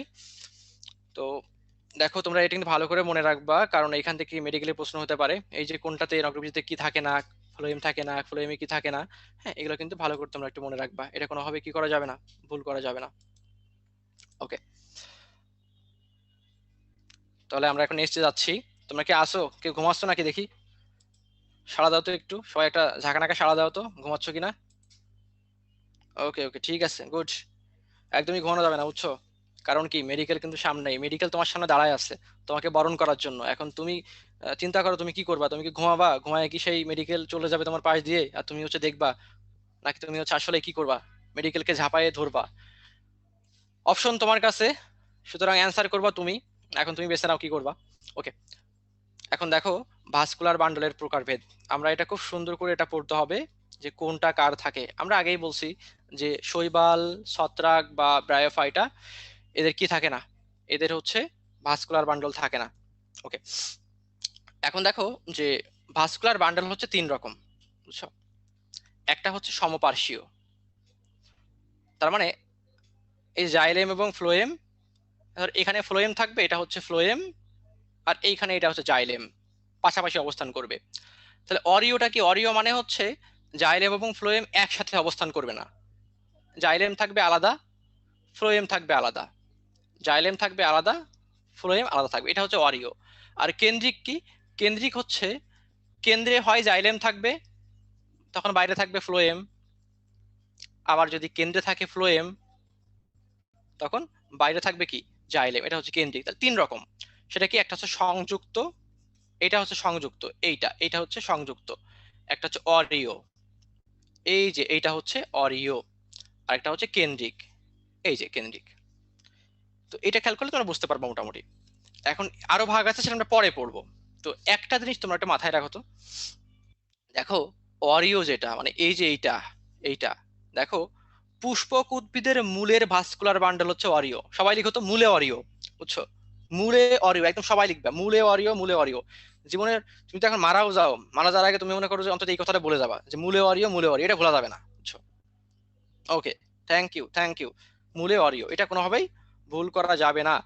আচ্ছা, এখন দেখো, এই যে আমরা কেন্দ্রিকের কথা পড়লাম, তো মনে রাখবা যে কেন্দ্রিক, এই টাইপ থাকবে হচ্ছে টেরিডোফাইটার ভিতরে। টেরিডোফাইটা, টেরিডোফাইটার ভাস্কুলার বান্ডল কেমন? কেন্দ্রিক। সবাই দেখো, টেরিডোফাইটা বা ফার্ন যারা আছে, ফার্ন এদের ভাস্কুলার কেন্দ্রিক। এখন সেটা জাইলেম কেন্দ্রিক বা হাইড্রোসেন্ট্রিক হতে পারে, আবার লেপ্টোসেন্ট্রিক বা ফ্লোয়েম কেন্দ্রিক হতে পারে। উদাহরণগুলো তোমরা পড়বা, টেরিস, লাইকোপোডিয়াম, কয়েকবার পড়লে দেখবা যে মুখস্থ হয়ে যাবে। ওকে, তাহলে আমাদের অরিও শেষ হয়ে গেল, কেন্দ্রিক শেষ হয়ে গেল, বাকি আছে কে? সংযুক্ত, তাই না? আচ্ছা, এখন একটু খেয়াল করো তো, আমি এটা ভালো করে খেয়াল করবা, কোনোভাবেই ভুল করা যাবে না। দেখো, সংযুক্ত মানে কি? জাইলেম এবং ফ্লোয়েম তারা পাশাপাশি অবস্থান করবে। তো জাইলেম ফ্লোয়েম হচ্ছে দুই ভাই, বুঝছো? দুই ভাই পাশাপাশি, ধরো একই রুমে, ধরো এই একটা রুম, তাদের একই রুমে দুইটা বেড আছে দুই ভাইয়ের জন্য। তো দেখো যদি বড় ভাই এবং ছোট ভাই হয় তাহলে কি হবে, দেখো বড় ভাইয়ের সামনে ছোট ভাই তার ইচ্ছা মতো কাজ করতে পারে, একটু একটা হেজিটেশন আছে কিন্তু অনেক ক্ষেত্রেই। তো যদি তার বাবা মা চিন্তা করলো কি তাদের দুইজনের মাঝখানে একটা প্রাচীর দিয়ে দিবে। তো যখন তাদের ভিতরে প্রাচীর ছিল না তখন তারা কিন্তু কি স্বাধীন ছিল না কেউ। একটু বড় ভাইয়ের সামনে তো আসলে ছোট ভাই সবকিছু কাজ করতে পারে না, একটু ইয়া হয়। যখন প্রাচীর দিয়ে দিল তখন কি, তখন দুজনে কি হয়ে গেল, মুক্ত স্বাধীন হয়ে গেল। এখন এই প্রাচীরের নামই হচ্ছে ক্যাম্বিয়াম। তার মানে যদি জাইলেম ফ্লোয়েম দুই ভাইয়ের মাঝখানে যদি ক্যাম্বিয়াম থাকে, ক্যাম্বিয়াম থাকলে তার নাম হবে মুক্ত। আর যদি ক্যাম্বিয়াম না থাকে তখন তার নাম হবে হচ্ছে বদ্ধ। বুঝছো, এই যে এটা এটা হচ্ছে বদ্ধ, এটা ফ্লোয়েম জাইলেম কোনো প্রাচীর নাই, এটা হচ্ছে বদ্ধ। আচ্ছা, এখন তাহলে এটা সমপার্শ্বীয়, একটা সমপার্শ্বীয় মুক্ত আর একটা সমপার্শ্বীয় বদ্ধ। এখন সমদ্বিপার্শ্বীয় হতে পারে, সেক্ষেত্রে কি, সেক্ষেত্রে হচ্ছে তোমার যে দুই পাশে ফ্লোয়েম অবস্থান করে, এদের প্রত্যেকটা মাঝে আবার ক্যাম্বিয়াম থাকে, এবং মাঝখানে একটা থাকে, মাঝখানে জাইলেম থাকলে দুই পাশে থাকবে কি ফ্লোয়েম। বুঝছো, এটা হচ্ছে সমদ্বিপার্শ্বীয়। ওকে, তোমরা একটু মনে রাখবা যে ক্যাম্বিয়াম থাকে কোথায়, ক্যাম্বিয়াম থাকলে মুক্ত, ক্যাম্বিয়াম না থাকলে বদ্ধ, এটা ভুল করা যাবে না। ওকে, এবার তোমরা একটু খেয়াল করো যে তোমরা একটু এটা খেয়াল করো, এই চিত্রটা, এই স্লাইডটা একটু খেয়াল করে দেখো যে উদাহরণ পড়ার জন্য আমরা কিন্তু মূল পড়ে ফেলছি, মূলে অরিও থাকে, আবার আমরা কেন্দ্রিকের গুলাও পড়ে ফেলছি, নগ্নবীজি সরি টেরিডোফাইটার ক্ষেত্রে কি থাকে, তোমার হচ্ছে কেন্দ্রিক থাকে। বাকি আছে আমাদের শুধু হচ্ছে কি সংযুক্ত, রাইট, সংযুক্তটা বাকি আছে। এখন সংযুক্ত হচ্ছে দুই রকম, সমপার্শ্বীয় আর হচ্ছে সমদ্বিপার্শ্বীয়, এটা বাকি আছে। ওকে, সমপার্শ্বী দুই রকম আমরা বললাম, একটা হচ্ছে মুক্ত আর একটা হচ্ছে কি বদ্ধ, রাইট। আচ্ছা, খেয়াল করে দেখো এখানে কি লেখা আছে, মুক্ত নদী। বুঝছো, মুক্ত নদী, দেখো আমরা কিন্তু মূল পড়ে ফেলছি, বাকি আছে শুধু কাণ্ড। বুঝছো, এখন কাণ্ড হতে পারে কার, নগ্নবীজির কাণ্ড হতে পারে, একবীজপত্রীর কাণ্ড হতে পারে, দ্বিবীজপত্রীর কাণ্ড হতে পারে। এখন কোনটা কার এটা একটু খেয়াল করো, জাস্ট একবার একটু মাথায় ঢুকায় নাও, কখনো ভুল হবে না। দেখো মুক্ত নদী মানে হচ্ছে নতে নগ্নবীজি, দ্বিতে হচ্ছে দ্বিবীজপত্রীর কাণ্ড। তার মানে মুক্ত নদী বদ্ধ একা, মুক্ত নদী মানে হচ্ছে নগ্নবীজির কাণ্ড এবং দ্বিবীজপত্রীর কাণ্ড, এরা হবে কি মুক্ত। আর বদ্ধ কারা হবে, বদ্ধ একা, মানে বদ্ধ একবীজপত্রীর কাণ্ড। ক্লিয়ার? এখন দেখো আমরা পড়লাম কি দ্বিবীজপত্রীর কাণ্ড কেমন হবে, সমপার্শ্বীয় মুক্ত, কিন্তু কিছু ব্যতিক্রম আছে, কিছু সমদ্বিপার্শ্বীয় ধরনের হবে। এখন চিন্তা করো তোমরা, চ্যাট বক্সে একটু লিখো তো আমাকে, তোমরা যারা গ্রামে আসো অনেকেই দেখছো, হয়তো অনেকে হয়তো দেখো নাই, কুলা, ধান ঝাড়ার জন্য যে কুলা ব্যবহার করা হয়, তোমরা কি দেখছো সবাই? একটু জানাও তো আমাকে যে কে কে তোমরা হচ্ছে ধান ঝাড়ার কুলা দেখছো। আচ্ছা, অনেকেই দেখছো অনেকেই দেখো নাই, বুঝছো। আচ্ছা, তো এখন দেখো তোমরা যারা দেখো নাই তারা একটু এই চিত্রটা খেয়াল করো। দেখো কুলা দেখতে হচ্ছে এরকম, এটা দিয়ে ধান ঝাড়া হয় বা চাল বানানো হয়, অনেক সময় চালের ময়লা থাকলে সেটা পরিষ্কার করা হয়। দেখো এই কুলাকে তুমি যদি একদম মাঝখান দিয়ে কেটে ফেলো তাহলে কি হচ্ছে, দেখো দুইটা সমান খণ্ড সৃষ্টি হচ্ছে। মানে এই কুলা কেমন, এই কুলা হচ্ছে সমদ্বিপার্শ্বীয় ধরনের, সমদ্বিপার্শ্বীয় ধরনের। এই জন্য মনে রাখবা সমদ্বিখণ্ডিত কুলা, মানে এটাও দ্বিবীজপত্রী, সেটা কারা কারা, সমদ্বিপার্শ্বীয় কারা কারা হবে, কুলা, কুমড়া এবং হচ্ছে কি লাউ, তাই না? ওকে, কুমড়া এবং হচ্ছে লাউ। আচ্ছা, তাহলে দেখো সমদ্বিখণ্ডিত কুলা ভালো করে মনে রাখবা, মুক্ত নদী, নগ্নবীজি দ্বিবীজপত্রী হবে মুক্ত, বদ্ধ একা, একবীজপত্রীর কাণ্ড হবে বদ্ধ, এবং সমদ্বিপার্শ্ব কি কুলা, মানে কুমড়া এবং লাউয়ের হবে কি, ওকে, সমদ্বিপার্শ্বীয় ভাস্কুলার বান্ডল। ওকে, তো আমাদের ভাস্কুলার বান্ডেল পড়া শেষ। এখন তোমাদের জন্য একটা কি আছে বলো তো, এখন একটা পোল আছে, সবাই তাহলে রেডি হও। আমি যেগুলো বলছি সেগুলো হচ্ছে কি, সেগুলো হচ্ছে তোমার, এখন একটা পোল থেকে দেখা যাক তোমরা কতটুকু কি করলা, এটা কিন্তু খুবই ইম্পর্টেন্ট, বুঝছো। ওকে, আচ্ছা দেখো এটা অ্যান্সার করো তোমরা। ওকে,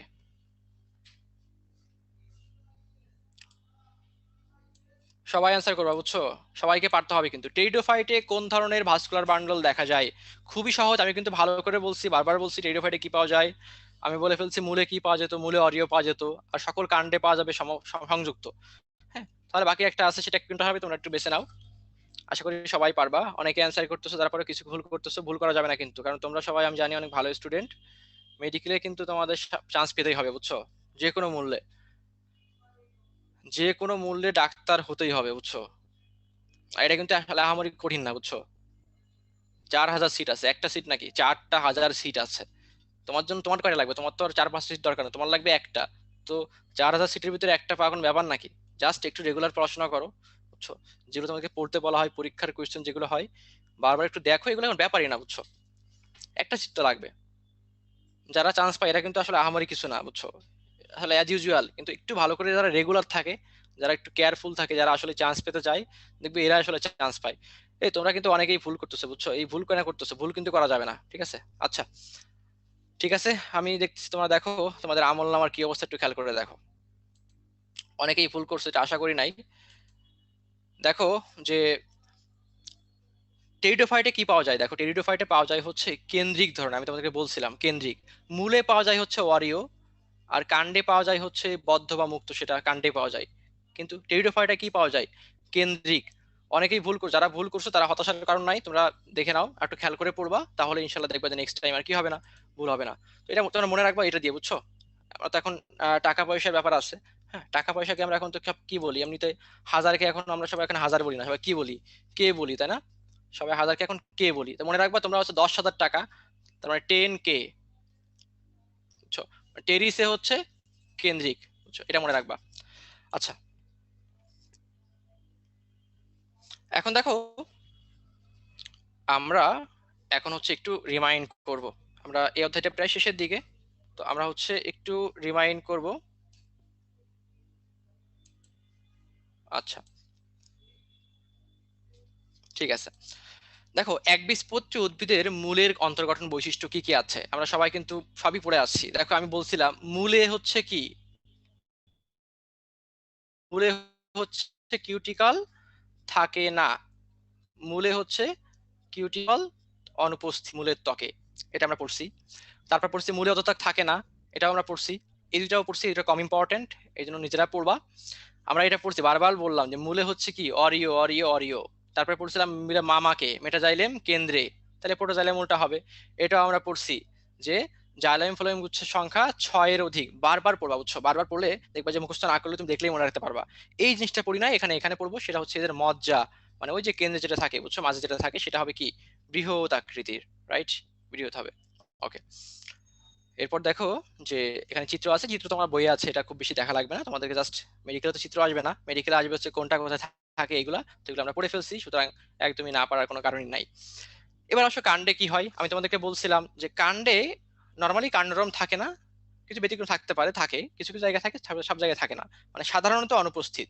ওকে, তারপরে আমি বলছিলাম কাণ্ড যে যুক্ত বর্ণ আছে, এই জিনিসটা কি কিউটিকল যুক্ত, মানে কিউটিকল উপস্থিত, অধোতক আছে। তারপর দেখো কাণ্ডে হচ্ছে মূলের উল্টা হবে, তার মানে মেটাজাইলেম কোন দিকে হবে? পরিধির দিকে হবে। ওকে, এইটা এখানে নতুন করে পড়বা, সেটা জাইলেম দেখতে হচ্ছে ওয়াই বা ভি আকৃতির, ভালো করে পড়বা জাইলেম দেখতে কেমন, ওয়াই বা ভি আকৃতির। আচ্ছা, এই লাইনটা সবচেয়ে গুরুত্বপূর্ণ। দেখো আমি বলছিলাম যে মূলে অরিও আর টেরিডোফাইটাতে কি কেন্দ্রিক, তাহলে বাকি থাকলো কি কাণ্ড। তাহলে কাণ্ডে যদি বৈশিষ্ট্য পড়ছে, কাণ্ডে হবে কি সংযুক্ত, বুঝছো? এখন মূলের ক্ষেত্রে কেমন হবে? সমপার্শ্বীয়। আমি বলছিলাম কি বদ্ধ একা, তাই না? বদ্ধ একা, তার মানে একবীজপত্রীর কাণ্ড যেহেতু আমরা পড়তেছি, সুতরাং কি হবে? এটা হচ্ছে একবীজপত্রীর কাণ্ড বদ্ধ প্রকৃতির হবে। বুঝতে পারছো সবাই? সবাই সাড়া দাও তো, একটু ঘুমায় আসো নাকি দেখি, এই কে কে ঘুমাচ্ছ? যে যে ঘুমাচ্ছ সে হাত তোলো তো একটু দেখি। সবাই দেখি ঘুমাচ্ছ। যাক, এরকম ঘুমালে সমস্যা নাই, ঘুমায় ক্লাস করতে হবে, বুঝছো? ঠিক আছে, সমস্যা নাই। আচ্ছা, আমরা এই অধ্যায়ের প্রায় শেষের দিকে চলে আসছি আর কি। তার মানে কি এই অধ্যায় আমাদের হচ্ছে শেষ। এখন আমরা আর একটু পড়বো, সেটা কি পড়বো? আমরা আরেকটা একটু অংশ পড়বো। তো দেখো এই অধ্যায়টা খুবই গুরুত্বপূর্ণ, যেটা আমরা পড়লাম টিস্যু এবং টিস্যু তন্ত্র, এবং এখান থেকে তোমার প্রত্যেক বছরই কি, প্রত্যেক বছরই এখান থেকে মেডিকেল প্রশ্ন হয়, ইনশাল্লাহ এবারও হবে। এবং এখান থেকে যে প্রশ্নগুলো যেমন হয় আমি তো মনে থাকে না, মনে থাকার দরকার নাই, বারবার পড়লে যতটুকু থাকবে ততটুকু আসলে এনাফ, বুঝছো? তোমাকে তো পুরো বই ধরে লিখতে হবে না, একটা অপশন, বুঝছো, একটা অপশন তোমাকে সিলেক্ট করতে হবে। সুতরাং বারবার পড়লে দেখবে তোমার সেই আহ তুমি সেই ক্ষমতা তুমি অর্জন করে ফেলবে, বুঝছো, দেখলেই মনে পড়ে যাবে। শিমুল ভাই, আচ্ছা, তাহলে এই অধ্যায় শেষ হয়ে গেল। তোমরা এখন আমরা কি পড়বো? এখন হচ্ছে আমরা এমন একটা অধ্যায় পড়বো যে অধ্যায় নিয়ে আসলে সবারই একটা কি আছে, একটা তিক্ত অভিজ্ঞতা আছে, তাই না? ওকে, একটা তিক্ত অভিজ্ঞতা আছে এবং সেই অভিজ্ঞতাগুলো আমরা একটু তোমরা বলো তো। যে আচ্ছা, এখনই ব্রেক, তোমরা 2 মিনিট ব্রেক নাও আর কি, 2 মিনিট ব্রেকের ভিতরে কেউ লিভ নিও না, আমার কথাগুলো শোনো। আচ্ছা, দেখো, তোমরা একটু এক কাজ করো তো, ইনবক্সে একটু আমাকে লিখো, তোমরা আমাকে ইনবক্সে লিখো যে কে কে কে কে এই অধ্যায়টা মানে জীবের পরিবেশ বিস্তার এবং সংরক্ষণ যে অধ্যায়টা আমরা পড়বো, সে অধ্যায়টা ইন্টারমিডিয়েটে একদমই পড়ো নাই, বুঝছো? সবাই একটু লিখো তো। কারণ মেনলি কেমন হয় যে আমাদের আসলে স্কুল, আমাদের কলেজে যেটা হয় যে স্যার ম্যাডামরা দেখা যাচ্ছে এটাতে খুব একটা ইম্পর্টেন্ট প্রশ্ন আসেই না, এই জন্য বেশিরভাগ ক্ষেত্রে বেশিরভাগ কলেজে কি হয়, এটা স্কিপ করে যায়। কিন্তু মেডিকেল অ্যাডমিশনটা হচ্ছে এমন একটা পরীক্ষা আসলেই, যে পরীক্ষাতে আসলে কি আসবে পরীক্ষাতে জানা খুবই মুশকিল। তো একটা সময় তোমার হচ্ছে এই যে অধ্যায়টা মানে 12 অধ্যায়, এখান থেকে আসলে খুব বেশি প্রশ্ন আসলে হতো না। কিন্তু ইদানিং কালে দেখা গেছে মানে বিগত কয়েকটা বছরে যে প্রায় প্রত্যেক বছরই তোমার হচ্ছে অধ্যায় থেকে প্রশ্ন হচ্ছে। এখন তোমরা আমাকে একটু বলো তো, তোমরা আমাকে একটু বলো যে তোমরা কি আসলে মেডিকেলে চান্স পেতে চাও? বলো, তোমরা কি তোমাদের সাদা আপনের যে স্বপ্ন, সাদা আপনের স্বপ্ন কি তোমরা লালন করতে চাও? তোমরা সেটাকে সাদা আপন গাইড দিতে চাও? বলো তো, তুমি চিন্তা করে দেখো তো, তোমরা তোমাদের বাবা মার কথা চিন্তা করো একটু। তোমার বাবা মা তোমাকে একদম ছোট থেকে তোমাকে কত আশা, কত স্বপ্ন নিয়ে তোমাকে কিন্তু বড় করছে, তাই না? যে আমার ছেলে একদিন, আমার মেয়ে একদিন বড় হবে, অনেক ভালো একটা কিছু করবে। বিশেষ করে এখন যে আমি হচ্ছে ডাক্তারের মা হব, আমি ডাক্তারের বাবা হব। দেখো, মেডিকেলে চান্স পাওয়ার আগের আর মেডিকেলে চান্স পাওয়ার পরের মানে বিষয়গুলো আসলে খুবই, তোমার কি বলবো, মানে দুটো ব্যাপার, মানে খুবই একদম আকাশ পাতাল পার্থক্য, বুঝছো? মেডিকেলে চান্স পেলে যখন তোমাকে ডাকবে, তোমাকে দেখবে যে মেডিকেলে চান্স পাওয়ার পরে তোমাকে না ডাক্তার ডাকবে, কিরে ডাক্তার সাহেব কেমন আছিস? তোমার অন্যান্য বন্ধু বান্ধব যারা থাকবে তারা দেখবে তোমাকে বলবে, কিরে ডাক্তার কি অবস্থা, তুই কেমন আছিস, পড়াশোনা করতেছিস, কি অবস্থা, তুই ডাক্তার হবি, এরকম ব্যাপারগুলা। তো এই যে একটা অনুভূতি, বুঝছো, এই অনুভূতি যদি লাভ করতে চাও তাহলে একদম তোমাকে সেই লাভ করার জন্য তোমাকে একদম এখন হার্ট অ্যান্ড সোল ট্রাই করতে হবে, বুঝছো?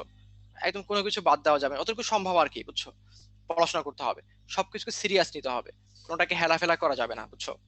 এখন ভাইয়া এত সিরিয়াস হচ্ছে কিন্তু আমি তো আসলে টেনশনে পড়ে গেছি যে কি হবে কিনা, এরকম কিছু। দেখো, আমি এটা বলি যে মেডিকেলে যে কঠোর পরিশ্রম করে এবং যার উপরে আল্লাহর রহমত আছে, সে ভালো কিছু করবেই, বুঝছো?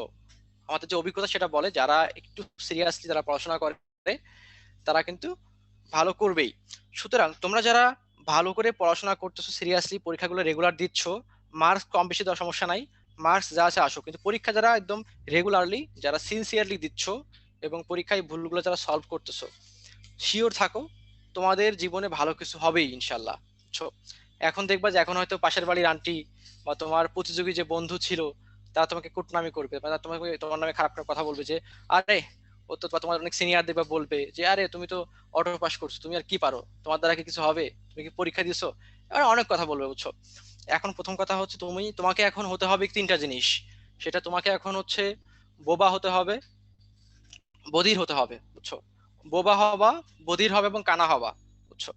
এই কানা এমন কানা যে তোমাকে যদি কেউ কিছু বলে সে তুমি দেখবা না, কেউ কিছু বললে শুনবা না, তো জবাবও দিবা না, বুঝছো? মুখে জবাব দেওয়ার কোনো দরকার নাই। তুমি এখন জাস্ট তোমার বইয়ের যে পাতা সেগুলোতে চোখ বুলাবা, বইয়ের পড়াগুলা পড়বা, মুখে বলবা, এবং হচ্ছে শুনবা বইয়ের কথা, মানে ভাইয়াদের লেকচার গুলো শুনবা। এই 3টা জিনিস মেনটেন করতে পারলে ওই যে পাশের বাড়ির আন্টি তাদের তোমার মুখে জবাব দেওয়া লাগবে না। এমন একদিন আসবে যেদিন দেখবা যে ওই পাশের বাড়ির আন্টিরাই দৌড়ায় তোমার সামনে চলে আসছে, আরে আমি জানতাম, আরে তুই তো চান্স পাবি, আর তোর দ্বারাই তো আমি জানতাম তুই চান্স পাবি। তখন দেখবো যে অনেক কথা বলবে, বাবা আমার এটা একটু দেখে দাও, বুঝছো, আমার মেয়েটার এই সমস্যাটা দেখো, মানে তোমার কাছে হাজার হাজার সমস্যা নিয়ে আসবে। হ্যাঁ, তো একটা সময় কি তোমার বিরুদ্ধে যারা ছিল, কিন্তু তুমি যখন চান্স পেয়ে যাচ্ছ তখন দেখবে তাদের কি ঠিক বিপরীত একটা অবস্থা হবে। সুতরাং এই যে একটা অনুভূতি, এই অনুভূতির ফিলিংস যদি পেতে চাও তাহলে বইয়ের প্রায় প্রত্যেকটা চ্যাপ্টারই ভালো করে পড়তে হবে। তো আমরা এখন শুরু করব, তোমরা একটু ওয়েট করো।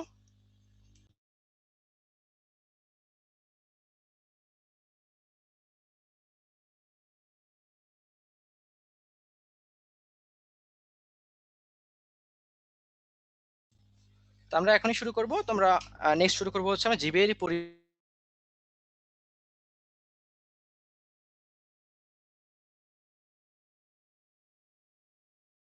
আচ্ছা, দেখো যে তোমরা এখন এই অধ্যায়টা নিয়ে একদম চিন্তা করার কোনো কারণ নাই।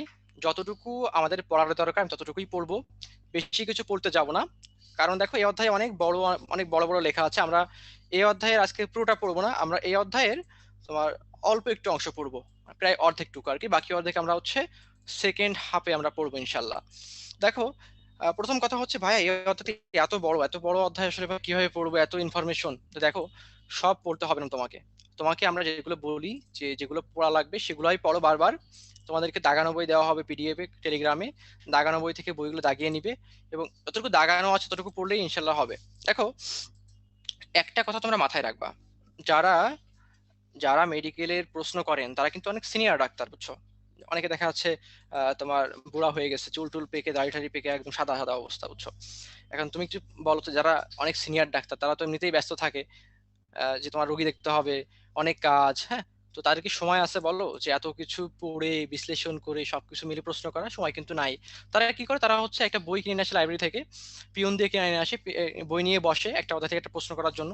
এখন একটা অধ্যায় থেকে একটা প্রশ্ন করবে, এখন সে কি প্রত্যেকটা লাইন ধরে ধরে পড়বে, ধরে বিশ্লেষণ করবে? কখনোই না। সে কি করবে, সে হচ্ছে বইয়ের পাতা উল্টাবে, বইয়ের পাতা উল্টানোর পরে তোমার তার চোখে যেটা বাঁধবে, যে না এটা তার একটা বোল্ড লাইন যেগুলো আছে, একটা শখ, একটা শখ থেকে তার সহজেই চোখে বাঁধবে। সুতরাং হচ্ছে কি, সুতরাং সেগুলো থেকে প্রশ্ন করবে, যেগুলো তিনটা তিনটা করে আছে বা বৈশিষ্ট্য যেগুলো আছে, এগুলো থেকে সে একটা খুব সহজেই করতে পারবে। এই জন্য তোমরা সব সব ক্ষেত্রেই, বোটানি, জুলজি, কেমিস্ট্রি, ফিজিক্স, সব জায়গা ক্ষেত্রেই তুমি ধরো তুমি একজন প্রশ্নকর্তা, বুঝছো, তোমাকে হচ্ছে একটা অধ্যায় থেকে একটা প্রশ্ন করতে দেওয়া হয়েছে, তুমি তখন কি করবা? তুমি কি কঠিন কিছু করবা? কখনোই না, সহজ একটা করবা। এই জন্য যখন পড়বা তখন এই কনসেপ্ট মাথায় রাখবা, প্রশ্ন কেমন হয়। যে স্টুডেন্ট যে স্টুডেন্ট নিজে জানে যে প্রশ্ন কেমন হয়, তার ক্ষেত্রে কিন্তু মেডিকেলের জন্য পড়াশোনা করা খুবই সহজ। সে নিজে একজন হচ্ছে প্রশ্নকর্তা, যে নিজে নিজে প্রশ্ন করবে, নিজে নিজে অ্যান্সার করবে, নিজে এমনিতেই মেডিকেলে চান্স হয়ে যাবে, বুঝছো। সুতরাং এই গুণটা তোমাকে অর্জন করতে হবে, যে আসলে মেডিকেলের প্রশ্ন কেমন হয়। ঠিক আছে, আমরা বেশি কথা না বলি, আমরা আমাদের আজকের অধ্যায়টা শুরু করব। দেখো, জীবের পরিবেশ বিস্তার ও সংরক্ষণ, এখান থেকে একটু এটা বেশ একটু বোরিং। তারপর আমি বললাম বোরিং হলেও পড়তে হবে, কারণ কি, আমরা মেডিকেলে চান্স পেতে চাই। 2টা মাস বোরিং সময় কাটাও না, সমস্যা কি, এরপরে তো সুখ আর সুখ, বুঝছো। একবার মেডিকেলে চান্স পেলে তখন দেখবে যে আসলে মানে এত মজা, বুঝছো, যে মজাটা আসলে পাবা না, বুঝছো। লাইফে আসলে ফিল করতে পারবে না তোমরা। ভালো করে পড়াশোনা করো, ইনশাল্লাহ যখন মেডিকেল ক্যাম্পাসে দেখা হবে তোমাদের সাথে, তখন তোমরা বুঝতে পারবে আসলে যে ফিলিংসটা কেমন। তখন বলবা যে ভাইয়া আসলে আপনি বলছেন এরকম। তো ইনশাল্লাহ দেখা হবে তোমাদের সাথে। দেখো অধ্যায়ের শুরুতে কি আছে, যে ইকোলজি নামে একটা শব্দ আছে। তো এই শব্দটা প্রথম হচ্ছে একজন ব্যবহার করেন, জার্মান বিজ্ঞানী, তার নাম হচ্ছে হ্যান্স রেইটার। তোমরা সবাই একটু ইনবক্সে লেখো তো, ইকোলজি হ্যান্স রেইটার, দুটা ওয়ার্ড লেখো, ইকোলজি হ্যান্স রেইটার। আচ্ছা, এবার দেখো প্রজাতি, বুঝছো। প্রজাতি মানে কি, যে আমরা জানি যে দেখবা যে প্রাণী, যেমন হরিণকে একরকম আছে, অসংখ্য হরিণ আছে, তাই না? এই প্রত্যেকটাকে একটা প্রজাতি বলা হয়। এর বৈশিষ্ট্যগুলো তোমাদেরকে পড়তে হবে। যে দেখো, এরা হচ্ছে একই পূর্বপুরুষ থেকে উদ্ভূত, এরা সর্বাধিক মিল সম্পন্ন, এরা নিজেদের মধ্যে যৌন মিলন করতে সক্ষম, কিন্তু এক প্রজাতি আরেক প্রজাতির সাথে যৌন মিলন করতে পারবে না, মানে অক্ষম। এবং এদের মধ্যে বৈশিষ্ট্যের পার্থক্য নিরবিচ্ছিন্ন। তার মানে মার সাথে যে ছেলে হবে, মার সাথে ছেলের বৈশিষ্ট্যের খুব একটা পার্থক্য থাকবে না, ছেলে থেকে তার ছেলে খুব একটা পার্থক্য থাকবে না, নিরবিচ্ছিন্ন, বুঝছো, একটা ধারা আছে। ওকে, এগুলো ভালো করে তোমরা একটু পড়বা একটু। ওকে, ধন্যবাদ, তোমরা অনেকেই লিখছো, সবাই ধন্যবাদ, থ্যাংক ইউ ভেরি মাচ। এখন দেখো যে আর কি আছে। দেখো এই যে একটা স্লাইড আছে, বুঝছো, এটা তোমরা একটু খেয়াল করে দেখো, যে এই স্লাইডটা খুবই গুরুত্বপূর্ণ। এটা এই অধ্যায় যদিও নাই, কিন্তু তোমরা এটা পড়বা। তোমাদের প্রথম অধ্যায়ে কোষ ও কোষের গঠনে এই বিজ্ঞানীগুলোর নাম দেওয়া আছে। এখন ভাইয়া এতগুলো বিজ্ঞানীর নাম আসলে কি করবো ভাইয়া, এ তো মুখস্থ করা সম্ভব না। দেখো এখান থেকে সবগুলা ইম্পর্টেন্ট না, আমি ইম্পর্টেন্ট গুলো একটা মার্ক করে দিচ্ছি। যেমন কোষবিদ্যা, এটা important. Protoplasm important, ribosome important, plasma membrane বা কোষ ঝিল্লি ইম্পর্টেন্ট, এবং লাইসোজোম, আর হচ্ছে মাইটোকন্ড্রিয়া। এবং এই গোলগি বডি থেকে কিন্তু মেডিকেলে প্রশ্ন আসছিল, বুঝছো। যদি এটা এই অধ্যায়ের প্রশ্ন না, তোমরা একটু এইগুলো ভালো করে পড়বা, বাকিগুলো রিডিং পড়বা, বুঝছো? ওকে, এখন দেখো যে, খেয়াল করে দেখো যে বাংলাদেশে উদ্ভিদ প্রতি সংখ্যা, এখান থেকে কিন্তু মেডিকেল একটা প্রশ্ন আসছিল। সেই প্রশ্নটা কি? সেটা হচ্ছে নগ্নবীজির সংখ্যা কত? 5। সবাই লেখো তো, নগ্নবীজি 5। সবাই লেখো, নগ্নবীজি 5। এটা হচ্ছে তোমাদের মেডিকেলে, তোমাদের হচ্ছে এই প্রশ্নটা আসছিল যে বাংলাদেশে কতগুলা পাওয়া যায়। যেহেতু এখান থেকে একটা আসছে, সুতরাং নগ্নবীজি আসবে এটা বলা যায় না, তবে আরেকটা চলেও আসতে পারে। এই জন্য তোমরা এখান থেকে সবগুলাই কয়েকবার পড়বা, চোখে দেখবা, মুখস্থ করার দরকার নাই, বারবার পড়বা, কারণ মুখস্থ করলে ভুলে যাবা। পড়তে পর যেটা মনে থাকবে তোমার, দেখবা তোমার হচ্ছে ওইটাই আল্লাহ তোমার হচ্ছে সাহায্য করবে, বুঝছো? দেখো মনে রাখবা কোনটা কোনটা বেশি করে। ব্যাকটেরিয়াটা মনে রাখবা একটু, ছত্রাক, শৈবাল, আর হচ্ছে মনে রাখবা আবৃত বীজিরটা, বুঝছো? বাকিগুলা একটু রিডিং পড়বা, আর এগুলা ভালো করে মনে রাখবা। ভুলে গেলে সমস্যা নাই, আমি তো বারবার বলতেছি, ভুলে যাওয়ার মানে ভুলে গেলে কোনো সমস্যাই নাই, তুমি ভুলে যাও কিন্তু আবার পড়ো। ওকে, এবার আসো, আমরা প্রজাতির কথা বললাম। ঠিক যে আমরা যেমন একা একজন মানুষ, আমরা কয়েকজন মানুষ মিলে, আমার বাবা মা, তারপরে হচ্ছে ভাই বোন, সবাই মিলে একটা ফ্যামিলি তৈরি করি, তাহলে এরকম অনেকগুলো প্রজাতি মিলে হচ্ছে একটা জীব গোষ্ঠী তৈরি করবে। অনেকগুলো জীব গোষ্ঠী মিলে তৈরি করে জীব সম্প্রদায়, একটা সমাজ বা একটা দেশ তৈরি করবে। অনেকগুলো সম্প্রদায় মিলে একটা জীব মন্ডল, মানে টোটালটা বায়োস্ফিয়ার যেটা বলা হচ্ছে, এটা তৈরি করবে। এই ফ্লো চার্টটা তোমরা একটু মনে রাখবা, বুঝছো? প্রজাতি, গোষ্ঠী, সম্প্রদায়, মন্ডল। সবাই একটু, প্রজাতি, গোষ্ঠী,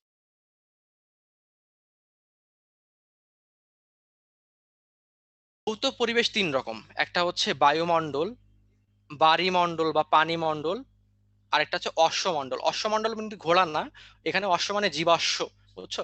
শিলামণ্ডল, মানে যে মাটির নিচে যেগুলো থাকে আর কি, শিলা, সেই শিলামণ্ডলটাকেই বলা হয় হচ্ছে অশ্বমণ্ডল।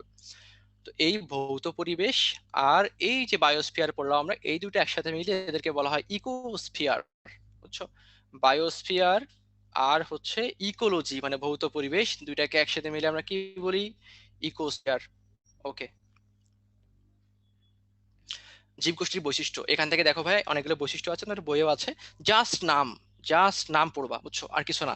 দেখো কি আছে, তোমরা এটা এমন রাখবে: বিস্তার, হার, শক্তি, শক্তি বন্টন, ভারসাম্য বৃদ্ধি। দেখো, হার, বিস্তার, শক্তি, বন্টন, ভারসাম্য বৃদ্ধি। এটা কয়েকবার খাতায় লিখবা, দেখবা যে এমনিতে তোমাদের হয়ে যাবে, বুঝছো? মুখস্থ করতে হবে না, বুঝছো?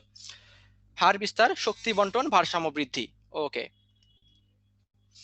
দেখো এর চারটা প্রভাবক আছে, বুঝছো? এই যে তোমার হচ্ছে আমরা বেঁচে আছি, আমাদের কথা চিন্তা করো। আমাদের প্রথমে একটা প্রভাবক হচ্ছে জলবায়ুগত, মানে আবহাওয়া, বুঝছো? মৃত্তিকা, যা মাটি কেমন, একটা উদ্ভিদ তো মাটির উপর নির্ভর করে, মাটি কেমন, সেখানে ভূস্থানে তোমার হচ্ছে এটা কি পাহাড়ি অঞ্চল, নাকি হচ্ছে সেটা সাগরের তলে আছে, কোথায় আছে, সেটা ভূস্থান সম্পর্কিত। আর একটা হচ্ছে জীব সম্পর্কিত, মানে সেখানে কোন জীব বাস করে।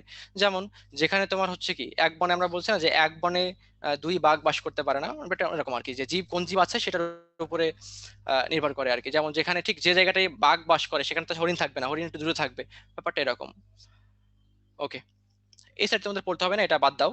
তবে এইটা দেখো খুব ইম্পর্ট্যান্ট, একটি বন সম্প্রদায়ের স্তর বিন্যাস। এখন চিন্তা করে দেখো, আচ্ছা তোমরা সুন্দরবনে গেছো কে কে? একটু লেখো তো চ্যাট বক্সে, কে কে সুন্দরবনে গেছো? দেখি তাদের চেহারাগুলো দেখা যাচ্ছে না, নামগুলো দেখি, যে কারা কারা সুন্দরবনে গেছো। বাংলাদেশের ম্যানগ্রোভ ফরেস্ট বা পৃথিবীর একমাত্র ম্যানগ্রোভ ফরেস্ট কোনটা? সুন্দরবন কিন্তু, বুঝছো? আচ্ছা, দেখছি অনেকেই অনেকেই গেছো, অনেকেই যাও নাই। যারা যাও নাই তারা ইনশাল্লাহ মেডিকেলে চান্স পেয়ে একটা ট্যুর দিবা, বুঝছো? মেডিকেলে চান্স পাওয়া মানে কিন্তু ট্যুর, বুঝছো? মেডিকেলে যারা চান্স পায়, যারা, আমি চান্স পাওয়ার পর বুঝছো পুরো 3 মাস শুধু ঘুরছি, বুঝছো? সেই আকারে ঘুরছি, সেন্ট মার্টিন বলো, বুঝছো, সাজেক টাজেক দিয়ে, যে কাঞ্চনজঙ্ঘা, এখন তো বাসা থেকে কাঞ্চনজঙ্ঘা দেখা যাচ্ছে আর কি, বুঝছো? তো তোমরা মেডিকেলে চান্স পাওয়ার পর পরই ইনশাল্লাহ কাঞ্চনজঙ্ঘায় একটা ট্যুর দিবা, বুঝছো? দূর থেকে দেখার দিন কাঞ্চনজঙ্ঘায় বাংলাদেশ। ওকে, তো এখন দেখো, যে যে সুন্দরবনে বা যে কোনো বনেই গেছো না কেন, দেখবা একটা বনের কিন্তু সব উদ্ভিদ আসলে কি একই রকম হয় না, তাই না? কোনোটা দেখবা অনেক উঁচু হয়, কোনোটা একটু মাঝারি হয়, কোনোটা একদম ছোট ছোট, কোনোটা একদম মাটির সাথে লেগে আছে। তো এই জন্য দেখো এই একটা বন সম্প্রদায়ের স্তর বিন্যাস করা হয়েছে। দেখো, ওভার স্টোরি, ওভার মানে কি আমরা বলি না যে ও ওকে ওভার করে চলে গেছে, মানে ওকে পার করে চলে গেছে, ব্যাপারটা অনেকটা এরকম। হ্যাঁ, তো এখন দেখো এই জন্য সবচেয়ে উঁচু বৃক্ষ যেগুলো, সেগুলো হচ্ছে ওভার স্টোরি হবে, রাইট? আচ্ছা, আন্ডার মানে একটু নিচে, এই জন্য যারা হচ্ছে একটু নিচে হবে যারা হচ্ছে একটু নিচে হবে তারা হচ্ছে কি আন্ডার স্টোরি, অপেক্ষাকৃত কম উচ্চতার, মানে একটু নিচে, বুঝছো? আচ্ছা, ট্রান্সগ্রেসিভ স্তর কারা? এই ট্রান্সগ্রেসিভ মানেই হচ্ছে যে ছায়া ভালোবাসে, যে আলোকে একটু কম ভালোবাসে, ছায়াপ্রিয় উদ্ভিদ, তারা হচ্ছে ট্রান্সগ্রেসিভ উদ্ভিদ বা ট্রান্সগ্রেসিভ স্তর। আর কিছু কিছু যারা চারা একদম ছোট বাচ্চা হচ্ছে সোনামণি যারা, হ্যাঁ, সোনামণি যারা এরা হচ্ছে কি, এরা হচ্ছে চারা স্তর বা বড় বৃক্ষের চারা বা তৃণ, মানে এরকম ধরো মাটি আছে সেখানে ঘাস লেগে আছে, ঘাস, এগুলো হচ্ছে কি চারা স্তর। আচ্ছা, ভূ সংলগ্ন স্তর মানে এই যে মাটি, ধরো এটা হচ্ছে মাটির নিচে যারা থাকবে তারা হচ্ছে ভূ সংলগ্ন, ব্যাকটেরিয়া থাকবে, বিভিন্ন ব্যাকটেরিয়া, হ্যাঁ, এগুলো হচ্ছে প্রচুর হিউমাস মানে হচ্ছে জৈব পদার্থ আছে মাটি, যেখান থেকে এরা পুষ্টি গ্রহণ করে মূলত। তো এইগুলো তোমরা একটু পড়বা, বিশেষ করে এই নামগুলা এবং উদ্ভিদগুলা কোনটা কোন ক্ষেত্রে একটু চিন্তা করে করে পড়বা, মানে একটু চিন্তা করবা, বাস্তবের সাথে চিন্তা করবা, একটা বনের কথা চিন্তা করবা, তাহলে দেখবা যে সহজে মনে করতে পারবা। ওকে, এই যে দেখো একটা চিত্র তোমরা এখন দেখো। আচ্ছা, পুকুর তো দেখো নাই এমন কেউ আসলে নাই, বুঝছো? পুকুরে কিন্তু মোটামুটি আহ পুকুরে যারা গ্রামে মেইনলি থাকো তারা কিন্তু কি, গ্রামে যারা থাকো তারা মোটামুটি সবাই পুকুরে বা বিলে দেখছো, বিল দেখছো। শহরে একটু কম দেখতে পারো। এখন দেখো, এই যে একটা পুকুর বা বিলে যারা বাস করে সবাইকে একসাথে মিলে বলে হচ্ছে বাস্তু সংস্থান। আমাদের ক্লাস 9-10 কিন্তু এটা ছিল, তাই না? বাস্তু সংস্থান ছিল না? তা এই একটা বাস্তু দুইটা উপাদান থাকে, জড়, জীব। জড়কে আমরা সবাই চিনি, মাটি, পানি, আলো, তারপর হচ্ছে জৈব অজৈব বস্তু, এগুলো হচ্ছে জড় উপাদান। আর জীব কারা দেখো, যারা খাদ্য তৈরি করে, আর সেই খাদ্য যারা খায় তাদেরকে খাদক বলে। আর খাদকে দেখো অনেকগুলো স্তর আছে, যেমন যারা ডিরেক্ট উৎপাদককে খায় তারা হচ্ছে প্রাথমিক খাদক, যারা প্রাথমিক খাদককে খায় তারা হচ্ছে সেকেন্ডারি খাদক, যারা সেকেন্ডারি খাদককে খায় তারা হচ্ছে টার্সিয়ারি খাদক, তাই না? আচ্ছা, আর এই টার্সিয়ারি খাদক যখন মারা যায়, বুঝছো, মানে যখন অক্কা পায়, অক্কা পাইলে কি হয়, সেটার উপরে কি কাজ করবে এখন, তাকে হচ্ছে এখন পচাবে। কে পচাবে? এই যে ব্যাকটেরিয়া, ছত্রাক যারা আছে এরা হচ্ছে এটাকে পচিয়ে তাকে বিয়োজন ঘটাবে। এই জন্য যেহেতু এরা পচায়, এজন্য নাম হচ্ছে স্যাপ্রোফাস। যেটা ট্রান্সফরমার, কেন ট্রান্সফরমার, কারণ এটা হচ্ছে একটা রূপ থেকে আরেক রূপে ট্রান্সফর্ম করতেছে, রূপান্তর হচ্ছে। এরা হচ্ছে কারা? বিয়োজক, ব্যাকটেরিয়া, ছত্রাক। ঠিক চিন্তা করো, আমাদের সমাজে কিন্তু এরকম আছে, বুঝছো? আমাদের সমাজে চিন্তা করে দেখো, যারা মন্ত্রী লেভেলে তারা কিন্তু টারশিয়ারি খাদক, বুঝছো? মন্ত্রীর পরে যারা এমপি আছে ওরা সেকেন্ডারি খাদক। আর যারা এলাকার চেয়ারম্যান মেম্বার এরা হচ্ছে প্রাথমিক খাদক। আর যারা হচ্ছে উৎপাদক, মানে আমজনতা যারা আছি, আমরা যারা কষ্ট করি, এরা হচ্ছে উৎপাদক। দেখো ধীরে ধীরে ঠিক চেইন অনুযায়ী, একটা খাদ্য শৃঙ্খল অনুযায়ী কিন্তু সমাজে শোষণ চলতেছে, বুঝছো? তাহলে জনগণ হচ্ছে উৎপাদক, যারা উৎপাদক খাচ্ছে মানে তোমাদের চেয়ারম্যান মেম্বার, বুঝছো, এরা হচ্ছে প্রাথমিক খাদক। এদেরকে খাচ্ছে এমপি, এমপিরা সেকেন্ডারি খাদক। এমপি কে খাচ্ছে মন্ত্রী, তাহলে মন্ত্রীরা হচ্ছে টারশিয়ারি খাদক, বুঝছো? এই জন্য দেখবে মন্ত্রী দেখবো সবাই, মন্ত্রী যেগুলো আছে দেখবো ওদের ভুঁড়ি মোটা, বুঝছো? ওরা হচ্ছে অনেক মোটা হয়, অনেক বেশি খাওয়া দাওয়া করে, তো টারশিয়ারি লেভেলের খাদক আর কি। আচ্ছা, তাহলে খেয়াল করে দেখো যে উৎপাদক কারা আছে, সবুজ উদ্ভিদ, কিছু উদাহরণগুলো পড়বা, না মনে থাকলে দরকার নাই মনে রাখার। প্রাথমিক খাদক কারা? জু প্লাঙ্কটন, মানে ক্ষুদ্র ভাসমান প্রাণী। সেকেন্ডারি খাদক পড়বা, নামগুলা পড়বা, আর কিছু লাগবে না, নাম পড়লেই তোমরা বুঝতে পারবা, তেমন কিছু কঠিন কিছু নাই। এই যে দেখো এখানে তোমাদের একটা ফুড চেইন আছে। এই যে ঘাস, ঘাসকে খাচ্ছে কে? ঘাস ফড়িং, তাকে খাচ্ছে এই যে এই যে একটা পাখি খাচ্ছে, সেই পাখিকে খাচ্ছে সাপ, সাপকে খাচ্ছে পেঁচা, পেঁচা মরে যাচ্ছে, পেঁচা মরে গেলে কি হবে, তাকে ছত্রাক তার উপরে কাজ করবে, করে সেকে আবার ঘাসের এখানে নিয়ে সে পুষ্টি দিচ্ছে। এই সাইকেল, এটাকে ফুড চেইন বা খাদ্য শৃঙ্খল বলে। এরকম অনেকগুলো খাদ্য শৃঙ্খল আছে, তোমরা তোমাদের বইয়ে এটা আছে। তোমরা এখান থেকে কি কি পড়বা, যে উৎপাদক কারা হতে পারে, প্রাথমিক খাদক কারা হতে পারে, সেকেন্ডারি খাদক কারা হতে, just চিন্তা করবা যে আসলে কে কি খায়। হ্যাঁ, চিন্তা করলেই তোমরা এটা পারবা। এটা আমি বলতেছি না, কারণ এটা তোমরা সবাই পারবা। একটা জিনিস একটু খেয়াল করে দেখো তোমরা, যে ফুড চেইনের বিভিন্ন খাদ্য স্তরকে বলে হচ্ছে ট্রাফিক লেভেল, বুঝছো? মানে এই যে প্রত্যেকটা তোমার যে এই যে উৎপাদক, এটা একটা ট্রাফিক লেভেল, প্রাথমিক খাদক এটা একটা ট্রাফিক লেভেল, সেকেন্ডারি খাদক, মানে প্রত্যেকটা একটা traffic level. Okay, thank you. তারপর হচ্ছে কি আছে, এটা খুবই গুরুত্বপূর্ণ, এটা ভালো করে পড়ো, আমরা মোটামুটি শেষের দিকে চলে আসছি, বুঝছো? আমরা শেষ করে দেবো ইনশাল্লাহ খুব দ্রুতই। জাস্ট একটু মনোযোগ দাও শেষে। ইকোলজিক্যাল পিরামিড, এই যে আমরা বললাম যে উৎপাদক, সেখান থেকে প্রাইমারি খাদক, সেখান থেকে সেকেন্ডারি টারশিয়ারি খাদক, এইগুলাকে স্তরে স্তরে ভাগ করলে, যেমন আমাদের পরিবেশে সবচেয়ে বেশি থাকে হচ্ছে উৎপাদক, বুঝছো, মানে এরকম অনেক বেশি থাকে। তার চেয়ে একটু কম থাকে হচ্ছে কি প্রাইমারি খাদক, তার চেয়ে একটু কম থাকে যেমন মন্ত্রী। দেখো চিন্তা করে দেখো, জনগণ সবচেয়ে বেশি, তাই না? সবচেয়ে বেশি জনগণ। তারপরে চেয়ার মেম্বার তার চেয়ে একটু কম, এমপি মাত্র হচ্ছে 350 জন, তাই না? 300 আসন, 50 জন আছে মহিলা আসন আছে, আর মন্ত্রী হচ্ছে আরো কম। দেখো এটাকে সাদা যদি উপর নিচে তাহলে দেখো কেমন হচ্ছে দেখতে, কেমন হচ্ছে একটা পিরামিডের মতো, বুঝছো? তো এইটাকেই বলা হচ্ছে ইকোলজিক্যাল পিরামিড, বুঝছো? তো এই ইকোলজিক্যাল পিরামিড হচ্ছে 3 প্রকার। সবাই লেখো, একদম প্রত্যেকে তোমরা চ্যাট বক্সে লিবা, বাদ যাবে না কেউ, বুঝছো? শেষে আসছে এখন, একদমই ঘন যাবে না, সবাই লেখো সংখ্যা, জীবভর বা বায়োমাস এবং শক্তি। সংখ্যা, জীবভর বা বায়োমাস, শক্তি। সবাই লেখো তো দেখি, সংখ্যা, জীবভর বা বায়োমাস এবং শক্তি। সবাই লেখো সবাই, এটা কিন্তু খুব ইম্পর্টেন্ট যে পিরামিড কয় রকম হয়, 3 রকম। সংখ্যার পিরামিড, জীবভর, এটার ইংরেজি হচ্ছে বায়োমাস, বায়ো মানে জীব, মাস মানে ভর, বায়োমাস, এবং শক্তির পিরামিড, বুঝছো? মানে 3টা বিষয়ের উপর ভিত্তি করে এই 3 রকম পিরামিড কিন্তু দেখানো হয়েছে। ওকে ভাইয়া? আচ্ছা এখন দেখো তাহলে, এটা তোমরা একটু খেয়াল করবা, এখানে তোমাদের বইও দেখবা চিত্র আছে, তোমরা খেয়াল করলেই বুঝবা, হ্যাঁ? ওকে, এবার আসি শক্তি প্রবাহ, প্রায় শেষের দিকে। আমরা দেখো এই যে আমাদের শক্তি, আমরা শক্তি পাই কোন জায়গা থেকে বলো তো? সূর্য থেকে, তাই না? সমস্ত শক্তির উৎস হচ্ছে সূর্য, রাইট? ওকে, এখন সূর্য থেকে আমরা শক্তি পাই, সূর্য থেকে আমরা যারা মানুষ বা উদ্ভিদ তার শক্তি নিচ্ছি, ঠিক আছে, কিন্তু দেখো যে আমরা কিন্তু সূর্যকে শক্তি দেই না, তাই না? এটা কিন্তু দেই না আমরা, তার মানে এটা হচ্ছে একমুখী, নট দ্বিমুখী। তাহলে শক্তি প্রবাহটা হচ্ছে একমুখী। ওকে, এখান থেকে আরেকটু পড়বা, বাকিগুলো তোমরা রিডিং পড়বা, এটা ইম্পর্টেন্ট যে থার্মোডায়নামিক্স বা তাপগতিবিদ্যা, এই শক্তি প্রবাহ হচ্ছে এর প্রথম এবং দ্বিতীয় সূত্র মেনে চলে। তোমাদের ফিজিক্সের সেকেন্ড পেপারের ফার্স্ট অধ্যায়ে কিন্তু কি আছে, এগুলো বলা আছে। তো এখানে আর এটা এত কিছু পড়তে হবে না, জাস্ট এটুকুই পড়ো। তাপগতিবিদ্যার 1 এবং 2 নম্বর সূত্র মেনে চলে কোনটা? শক্তি প্রবাহ। তো শক্তি কি করি? শক্তি আমরা অর্জন করি, সেটা ব্যবহার করি, ব্যবহার করলে সেটা কি হয়? স্থানান্তর হয়। 3টা ধাপ, খুবই সহজ। ওকে ভাইয়া, এখন শেষ একটা জিনিস তোমরা একটু খেয়াল করো, এটা দিয়ে আমরা শেষ করব। এই চিত্রটা একটু খেয়াল করো, দেখো এই যে গাজর, বুঝছো? নিচে আছে গাজর, এটা ফার্স্ট ট্রপিক লেভেল উৎপাদক, এটা হচ্ছে গাজর। দেখো গাজরে ধরো 1000 কিলো ক্যালোরি শক্তি আছে। ওকে, এখন দেখো খেয়াল করে দেখো, এই যে গাজর থেকে, গাজর খাচ্ছে কে? খরগোশ। এখন খরগোশ যখন এই গাজর খাবে, সে কিন্তু পাচ্ছে 1000 কিলো ক্যালোরি, কিন্তু সে মাত্র ব্যবহার করতে পারবে 100 কিলো ক্যালোরি, মাত্র 10% ব্যবহার করতে পারবে। আবার এই খরগোশ খাবে কে? নেকড়ে। হ্যাঁ, নেকড়ে হচ্ছে খরগোশকে খেয়ে ফেলবে। হ্যাঁ, এরকম মানে দেখতে অনেকটা এরকম, যে রেগে একদম খেয়ে আছে, নেকড়ে পেলেই তো কি করবে, এটা খেয়ে ফেলবে। এখন নেকড়ে যখন এই 100 কিলো ক্যালোরি শক্তি খাবে, তার দেহে তার শক্তির মাত্র 10 কিলো ক্যালোরি সে ব্যবহার করতে পারবে, মানে কি মাত্র 10%। তার মানে প্রত্যেকটা ট্রফিক লেভেল, মানে প্রত্যেকটা স্তরেই কি হচ্ছে, যে যেই খাচ্ছে না কেন এই শৃঙ্খলে প্রত্যেকেই সে কি করতেছে, সে 10% করে ইউজ করতে পারতেছে। আর এইটাকেই বলা হয় হচ্ছে শক্তি প্রবাহের দশমাংশ নিয়ম। শক্তি প্রবাহের দশমাংশ নিয়ম। তো আশা করি সবাই বুঝতে পারছো এটা।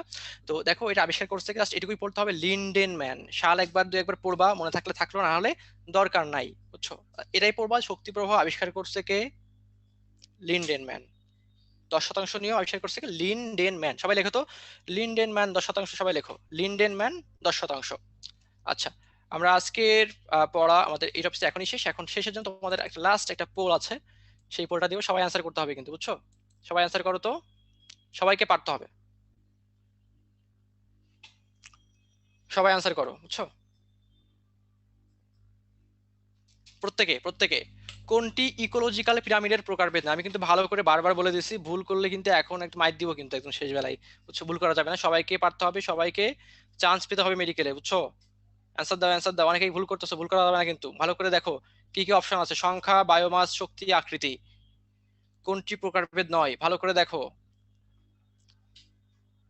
সবাই অ্যান্সার করো, সবাই এখনো সবাই করো নাই কিন্তু।